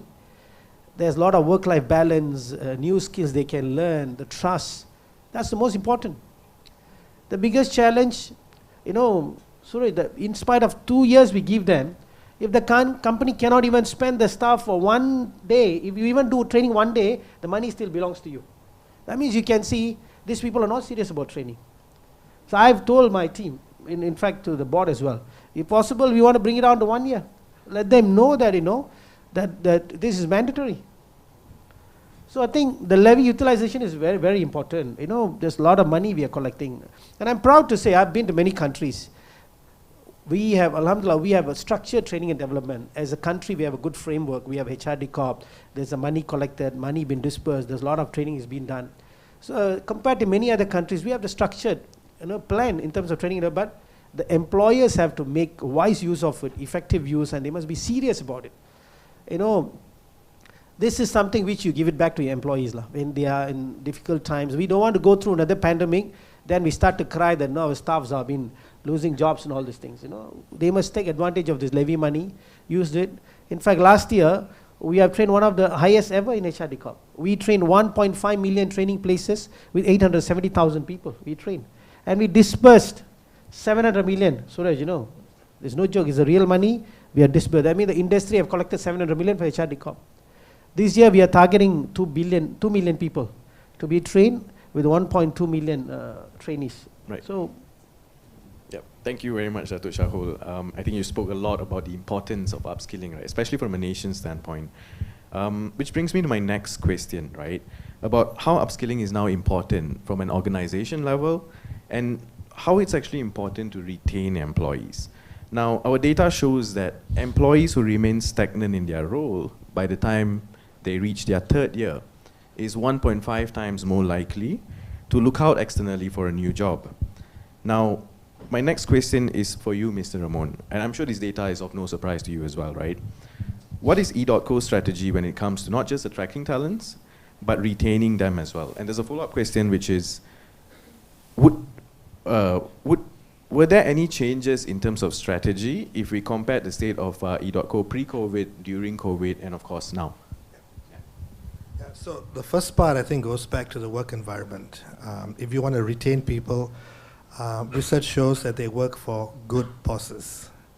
So I think I read it a couple of times. It's about close to 70% say that if I've got a good boss that motivates, inspires me, and helps me, higher probability of I having a longer stay. So number one. Number two, if you talk about upskilling and reskilling, I think the strategy we used during COVID was, and I agree with Dato', we were one of the few companies that increased the training budget by 50% during MCO, but we cut cost everywhere else.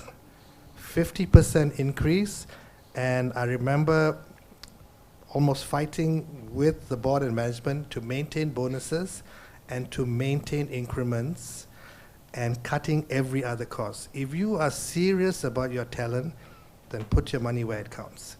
And management bought it. Now let me just tell you the impact of that, okay? 2019, edotco was ranked number 16 in the world, in the industry we operate in. 2022, the results have come out, we're ranked number 6 during MCO. Now that's not happened by chance. That is a process that's been engineered where you seriously develop, take the risk so that by the time the economy bounces back, you are way ahead. And that's what happened. So yes, in terms of training strategies, because of the need of technical skills, and I do understand that is a need at the moment, we use a lot of academy-based accelerated training. So less of the more generic training and more academy-based, targeted at key people that you want to keep. So they go to 12 months, 18 months, and these technical programs are sometimes partnered with education institutions. So for example, in our middle management program, we partner with Melbourne Business School. So there's the academic part, and then there's the practical part, and then there's the softer part, which is what we do. And the employees love it.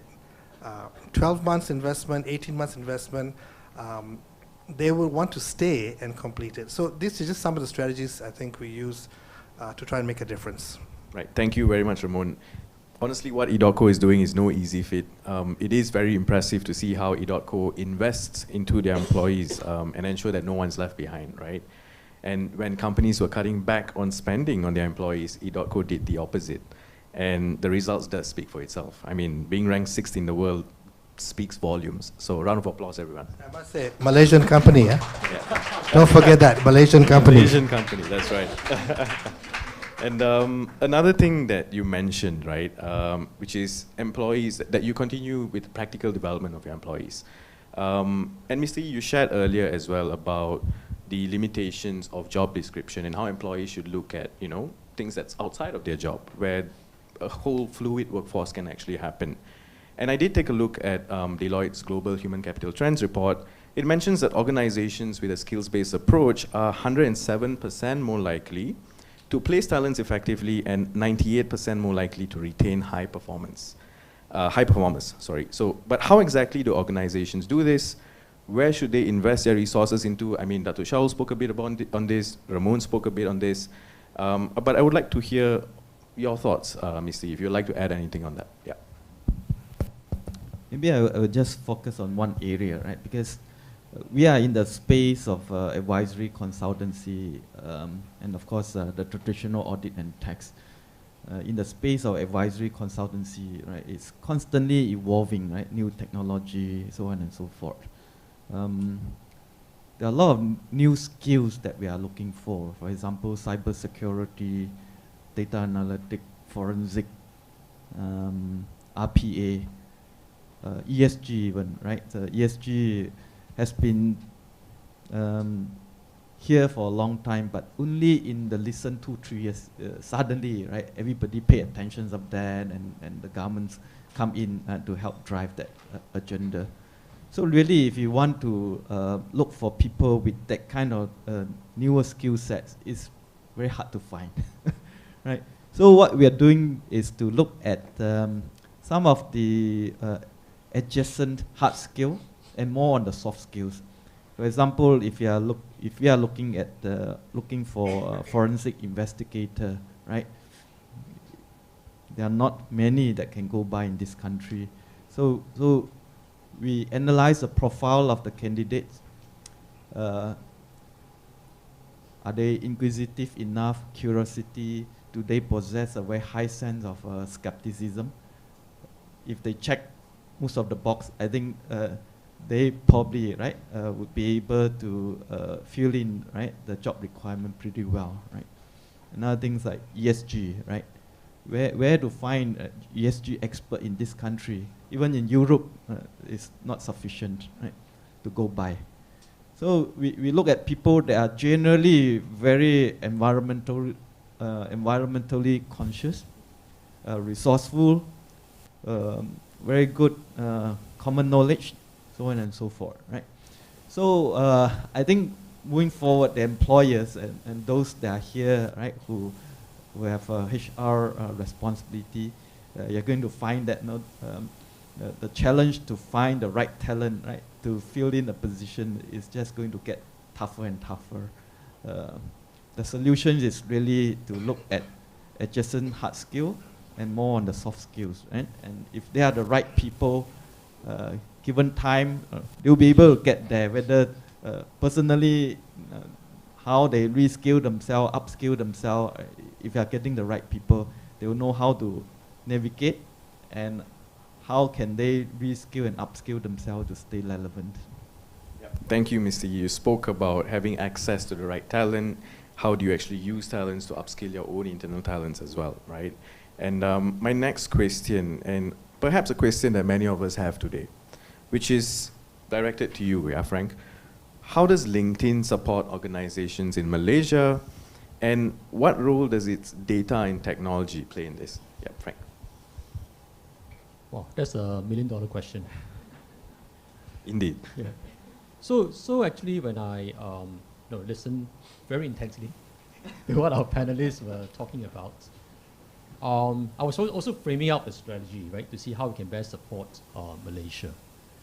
So I think what Ramon, you said very eloquently is essentially you're looking at not just the skill set, but also the attitude, the mindset of the people. Right?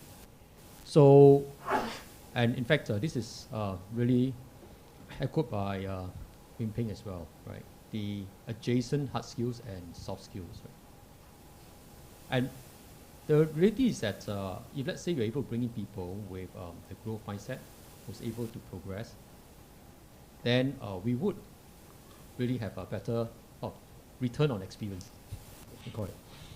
So before when we were trying to work out the strategy to support Malaysia, we actually did a survey on what do you value most amongst our members, what do you value most in employee experience? And it's interesting because some people say, okay, it must be work-life balance, or it must be a flex working environment, or focus on mental health. But guess what? The number one, the preference for the employee experience is the continuous skill development and career growth. So that was borne out. And so therefore, we're looking to see how do we address this gap. Now, based on this, we also take the points about from what Datuk Shahul shared about, some employers say, oh, I have no time to send my employees for training, right? So therefore, how do we address this challenge? We actually use LinkedIn Learning to address it in two ways. One is to address the relevancy of training.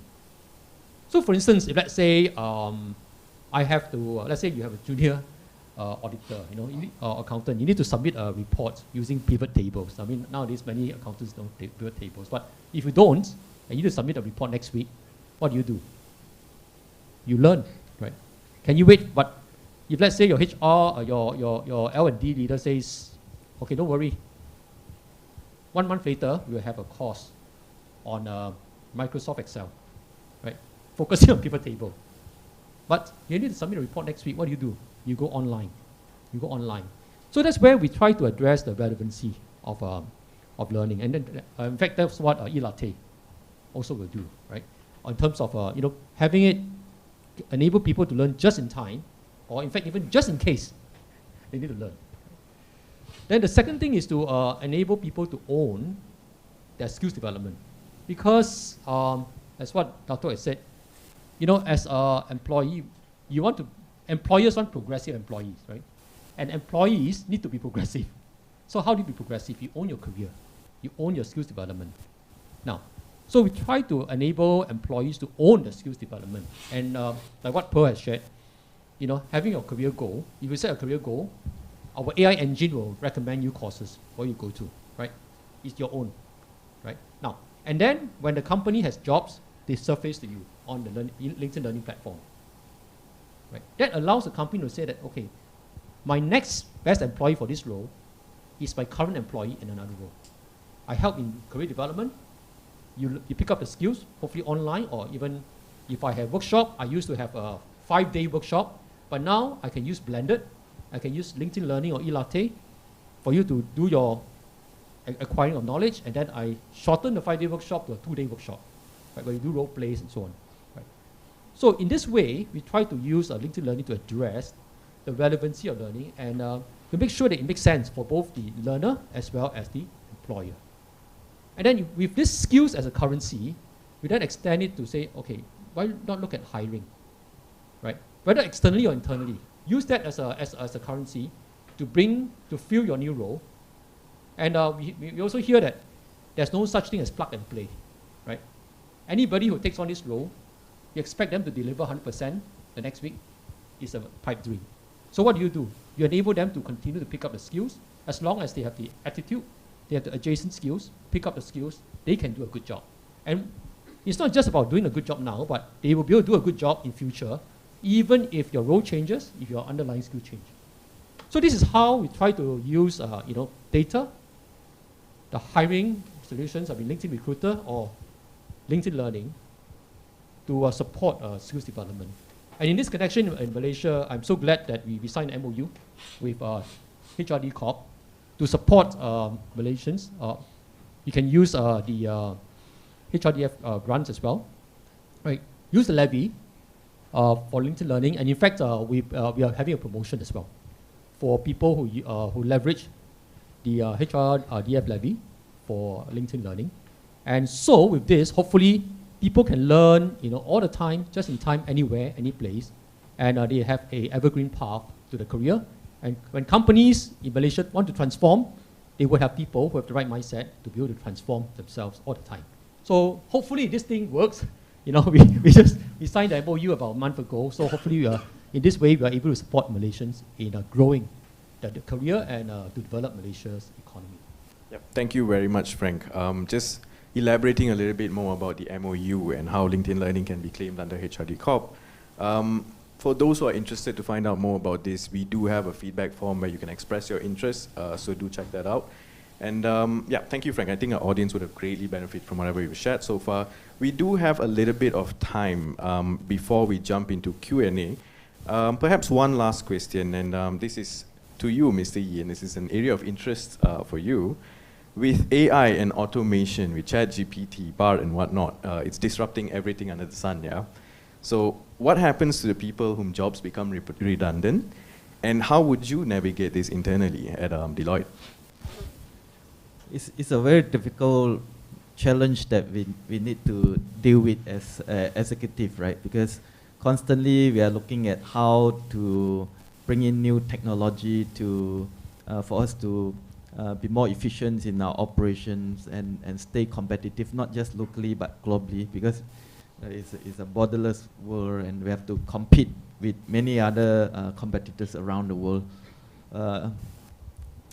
And hence a lot of the very low skill jobs, process driven jobs, is likely to be automated, right, and be taken away by robot gradually, right?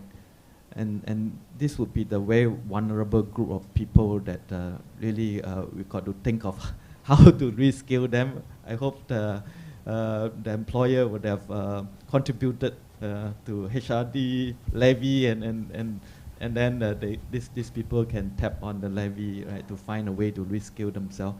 But I do, as you speak, think of one example that we have in our firm where a secretary in our firm was almost made redundant because a lot of the work, even for submissions of claim and leave application approval, is all done online, right? So, and then the phone call is picked up by the secretary, right? Now it goes straight to the laptop, right? If no one pick up, then you go to the handphone. So many of these roles that performed by a secretary has been automated and made redundant as a result. But I'm very proud that these particular persons were able to step up to play a different role, and in our organizations, we do offer immigration services for expatriates that come from overseas and work here, and some of the form filling and following up with the authority. This person were able to step up and play that well, and eventually, right, so we not just retain this person, but we are able to move this person to a new pay scale, right? So it's win-win for all. But I do reckon that there are many other cases where you would have significant challenges, right, to reskill and upskill this person. This is where I think various stakeholders, including HRD Corp, LinkedIn, can all come in, right, to help these people, right, to move forward. Thank you. Yep, thank you, Mr. Yee. So, we have about 10 minutes left to the end of our fireside discussion. So, we've been asking our audience to drop in the questions that they would like our panelists to answer, right? And what we've done is to make our audience upvote the question that resonates most with them. So, we do have 2 questions here, the most upvoted one being, with the change of landscape of hiring for skills instead of experience, how do we manage internal equity of existing talent? Should restructuring be in it? Anyone would like to take this question? Maybe I'll take a first step at it, and I'm sure our panel, experienced panel, will have a lot more thoughts. Right? So I think the skills-based hiring and internal equity is definitely not mutually exclusive. Right? In fact, it can lead to inclusive employee experience. So, for instance, we know that employees, especially the progressive ones, they want to transform their career, right? Hopefully within the company, right? Like, I'm sure edotco, a lot of your employees would love to stay in your company for a long time, but they also want to transform their career. Right? So, what do you do about this? For progressive people, if they do the same thing for 3 years, they may leave, right? So, as a inclusive company, what you do is that you provide opportunities for them to pick up adjacent skills, soft skills, so that they can move to a different role, need not just upwards, maybe laterally, right? So that they can enrich the experience. Right? Now, that requires a lot more things to happen in the organization. So for instance, in organizations, there are quite a number of managers who are called skills holders, career holders. In other words, if someone is the best performer in my department, I don't want to let that person go. Right? So therefore, we need also to upskill the middle management to say that the best leader, the best manager, is someone who transforms the career of someone in your organization to another part of your organization. So that's where middle management training, and I think Ramon talked about leadership development, I'm sure some of these happens, right? And of course, then we can use some processes, like for instance, the talent review. We can intentionally say that, okay, if manager A says that this person is the best performer, what is this person's next role in another department? Right? This can happen.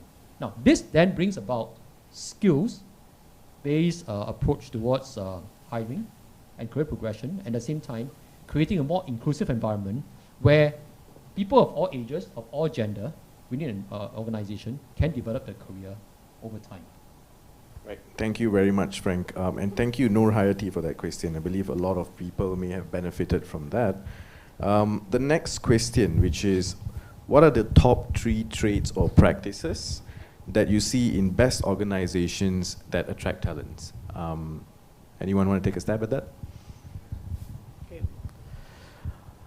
Maybe I can take up that. It's important, I think, that employers have to start to believe that today is all about employees market. It's no longer employers market. When I was looking for a job after my graduation, it was employers market 15, 20 years ago. The company decide whether they want to take me or not, whether it's the right candidate. But today my children, they decide which company they want to go to, whether is this the right company, is this a company they want to go to. So it's no more employers market, employees market. And COVID has played a dominant role in that. COVID also brought in this complacency in the job seekers. And I still strongly don't believe that Malaysia still got unemployment. Be 3.8, 3.4. There's so many jobs available in the market. We just recently did a job fair in Kementerian and under Perkeso. We got almost 10,000 over jobs. There's no takers. So I don't know how can we continue to say there's still unemployment of 3.4, 3.5, 3.8. Today, the COVID came in, there's a lot of people went on to working from home, flexi working hours, gig workers. Post-COVID, these people have been very complacent about it. They said, okay, I can earn 2,500 as a freelancer. Why should I go back and work for employers. And I'm driving Grab, I'm doing this, I'm doing that. So why should I go back and work? Driving Grab is not a problem, it's not nothing wrong, but that should be a part-time. You know, we don't train our graduates to become a Grab driver. We train our graduates to become a skill-based worker, knowledge-based economy. You're part-time, you can go back and drive. That was the time, because there's no jobs, there's MCO, we have a lot of restrictions. You can take whatever that is best for that particular time. But today is very different. So if the company, if you want to attract the good talent, number one, you must have the best benefits, work-life balance, training and development. All these things. And then many more, but which I see. If I'm an employee, I want to see that there's a career for me. If I want to go into this company, what does this company offers me that I have to work with this company? Not just I want the salary. Of course, I want the salary. I don't work for free, but it is beyond salary. That's the market is all about today. You know, these job seekers are very picky and very detailed these days. So if you don't do the right benefits, if you don't have the right training and development program, you're going to lose out good talent. You know, and we see a serious problem in this space. The employers doesn't want to change. The employees are demanding, and there's a big gap happening. So I think the training to me is very important. You know, I want to reiterate this. Training is very important, and as an employer, we must trust our employees. You know, that we have to do this for them. After all, nobody is permanent in this life. You know, that we must bring the change what we want to see in somebody's life. If the employee is working with us, be it they are with us for 1 year, 2 years, 3 years, just give them what that is right for them, so at least they can progress. They are with you or they are not with you. So I think the training and development, if you can show them that, you know, during COVID, the aviation industry, pilots, stewardess, they got to do all the jobs that they never thought they will do in their life. And we got to reskill them, upskill them. So as a society that we care for everybody, we don't train our people just on the jobs, what they do in the office. We should give them things that is not that day-to-day they do in the office. So at least when there's a time of catastrophe, I think they have something better to do. Yeah. Yep. Thank you, Datuk Shahul. So to recap, it's great work-life balance, best benefits, and of course, last but not least, training and development opportunities. Yeah. Thank you so much, Datuk Shahul. So we have about a couple of minutes left. One last question, and I think we can wrap it up after that, which is, in very few words, what is one key takeaway that you'd like our audience to take back from today? We'll go around the room. Yeah, just keep it short. Yeah, thank you. Do not be complacent, because you'll be left behind. Sorry. Love it. Training is a necessity, it's not a luxury. But before that, maybe I can just have a follow-through comment on what Datuk has mentioned. I think every organization would be able to find its own value propositions to appeal to the employee. For us, Deloitte, we are the largest professional services firm in the world. Last year, our revenue was nearly $60 billion. So we have our own set of value propositions, being the largest, we own the largest clients, among the largest clients that we have. And then the best talent, they will also like to associate themselves, right, with the largest employer, because this is where they get the exposure, work exposure, and some other good things that a big firm can offer, right? And when I run our Malaysian operations, we are trying to attract more and more talent, especially the experienced talent. And there are some smaller practices where I've got good employees. We try to get them, but we can't. Why? Why are there good people with the smaller organization and big boys like us trying to pinch them over? We can't. Right? The answer is because smaller firms do have their own value proposition, right? The partner's spouse, right, from time to time make red bean soup, right, and chicken soup and some other things, right, and then bring, and it's so close-knit in the organization, as if that they're all family members.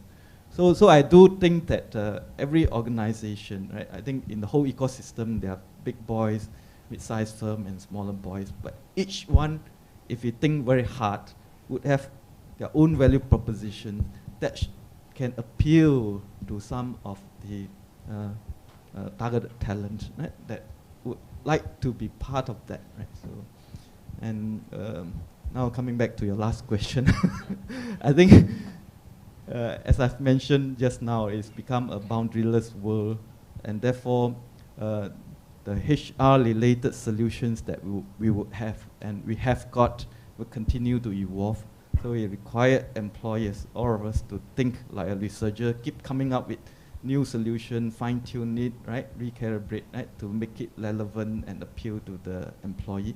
And in doing that, we have to work very closely together with the worker agency. I saw a question, define worker agency, right?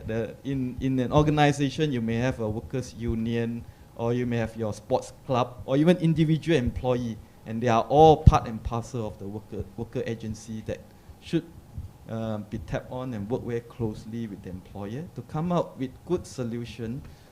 And of course, that solution would have to embed, right, with the human element in it, so as to optimize the human outcome, right, in all the things that we do. Thanks. And Frank. Suraj, I want to add one more just. Yes, sure. Actually, the challenge is not about whether people get hired in Deloitte or people get hired in LinkedIn or IBM or edotco. Okay. The challenge is about how do we get hiring, a good candidate hiring in saying automotive, Mutu restaurant, Palong farming. That is the most important. Malaysia's backbone is the SMEs, and if we don't really get this quality candidate go into them, then we're going to have a lot of difficulty. How many SMEs or how many GLCs, how many MNCs can hire all these people? This is where we have a greater responsibility, who are here, that we must emphasize. I keep telling them, the big boys like Deloitte, LinkedIn should, mentor 25, 30 SMEs under your wing. Get them trained, get them coached, get them monitored, so at least they become a matured. This one. But to me, also when I was a graduate, I prefer to work with the SMEs, not with the MNCs, because SMEs have a better learning curve. If I go to, sorry sir, I don't mind. If I go back to Deloitte, it's all process. The minute I enter Deloitte until I come out, okay, you clock in here, you do this, you do that, everything is process. Am I right, sir? We are humanizing that. So if I go back to SMEs, I can do what I want. The morning I can become a corporate communication, evening I become a logistic guy. So my learning curve can be much more faster. So there are audience who prefer that as well. So I think it's about how we cater to these people. That's the most important. Thank you, Datuk. Sorry. I think, and I'm going to bring a different perspective. And like I said, I've worked in 13 countries. All the while, we're putting the pressure on the organization. But it's time Malaysian talents wake up and start competing, not as jago kampongs, as global champions. And until we get that into our heads, that we have talent here, we have good people that can make a difference, Malaysia is not going to progress. And that's what I found after working in 13 countries. We have excellent talent. Look at people like Nicole David. How can she be world champion, unbeaten for 5 years? Alex Young may not have won the F1, but made it to F1, and there are many other names. So what's our excuse? So while a lot of pressure to the management and organizations to make things happen, it's time we wake up as Malaysian talents.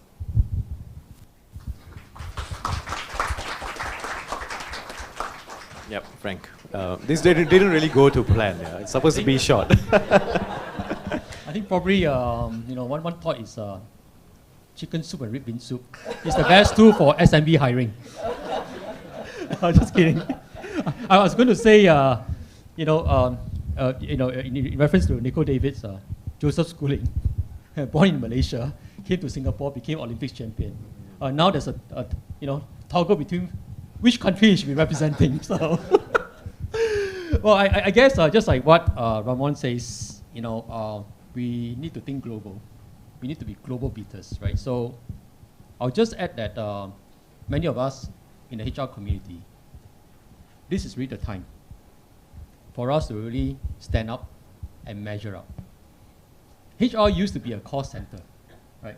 Used to solve employee problem. Whenever there was a problem, you solve. Just like the secretary, whenever there's a leave application problem, it's HR to solve. Now we're different. Especially during COVID, we have to build business continuity plan, make sure that people are safely working from home, learn technology, help to train people on technology so that they can use at home and work safely, devise hybrid work environment so that people, the essential workers and these hybrid workers can work together. Now, as the borders open up, I think HR needs to continue to lead the way in every company's transformation. And really, really is the only chance, the first chance for us to really have a seat on the CEO table to drive change and for Malaysians and Malaysian companies to be global beaters. So that's the only chance. Please take advantage of this. That's what I have.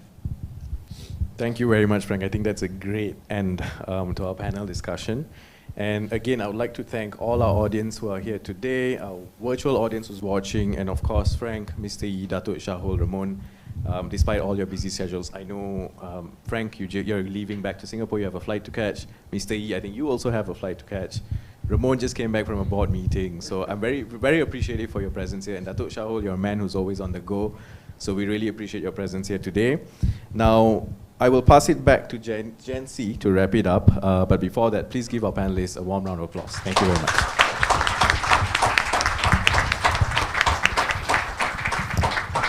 Thank you, panelists. Before you have your seats, may I invite Frank to present a token of appreciation to our speakers.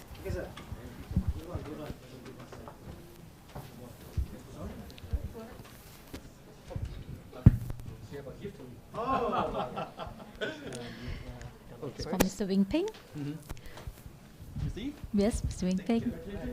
Oh, I give all the gifts first, yeah? Okay. Okay, come. Okay, here you go. That would be for Datuk Shahul. Thank you so much. Thank you. Okay. And then And Ramon. Mr. Ramon. Thank you. Can we have a group picture? Okay, come. Come, Raj. Come, Datuk. Come here.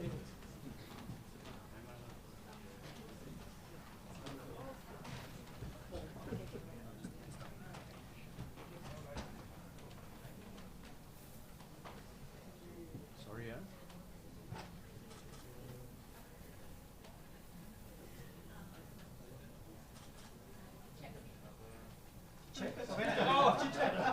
When are you coming back to KL? Next time to see you.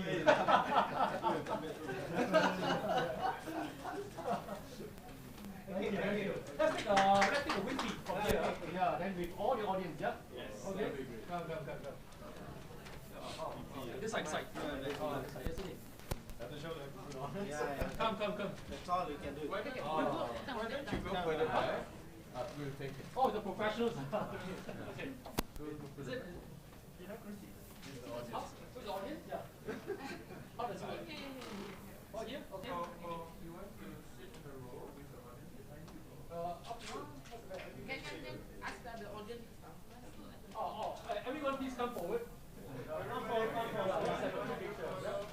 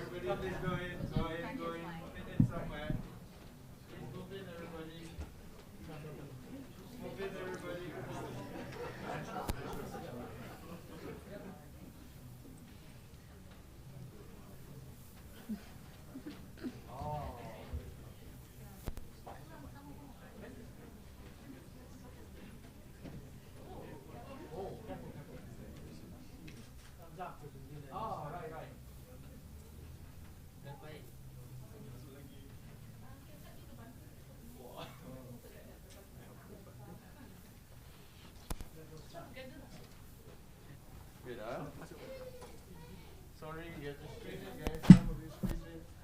Okay, huh? Sorry. Sorry.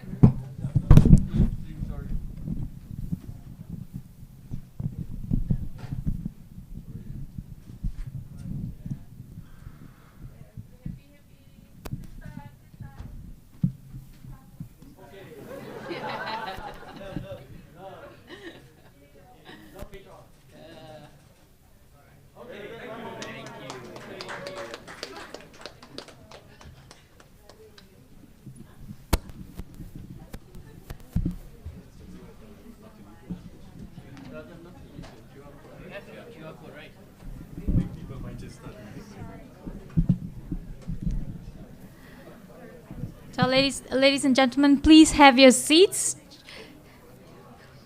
We'll just like to conclude with a few reminders and also a survey.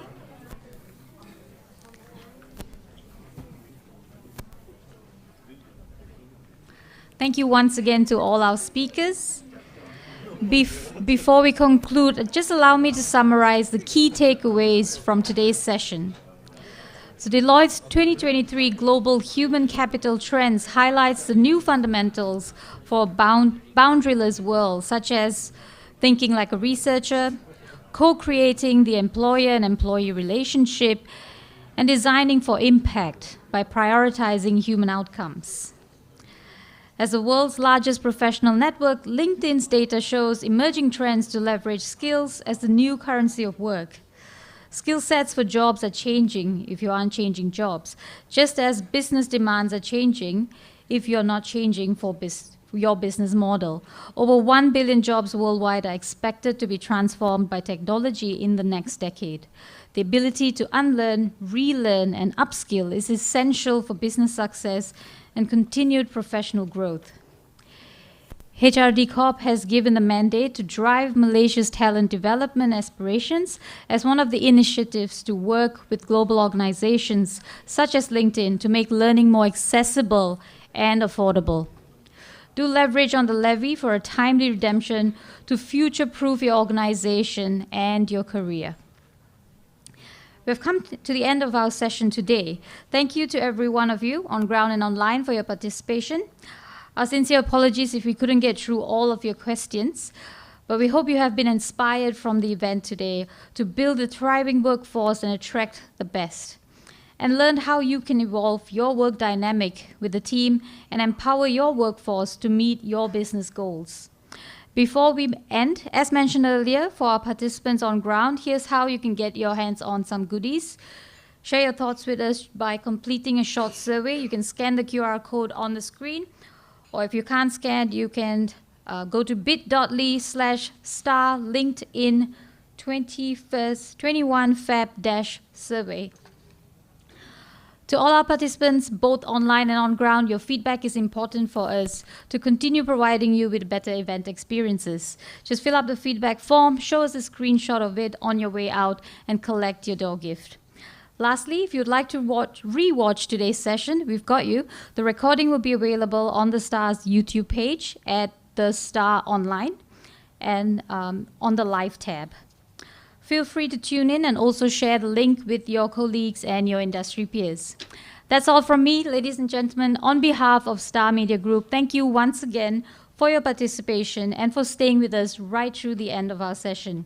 Feel free to stay and network. There's coffee, light refreshments served. We'd also like to thank our partner, LinkedIn, for coming on board to make this event a success.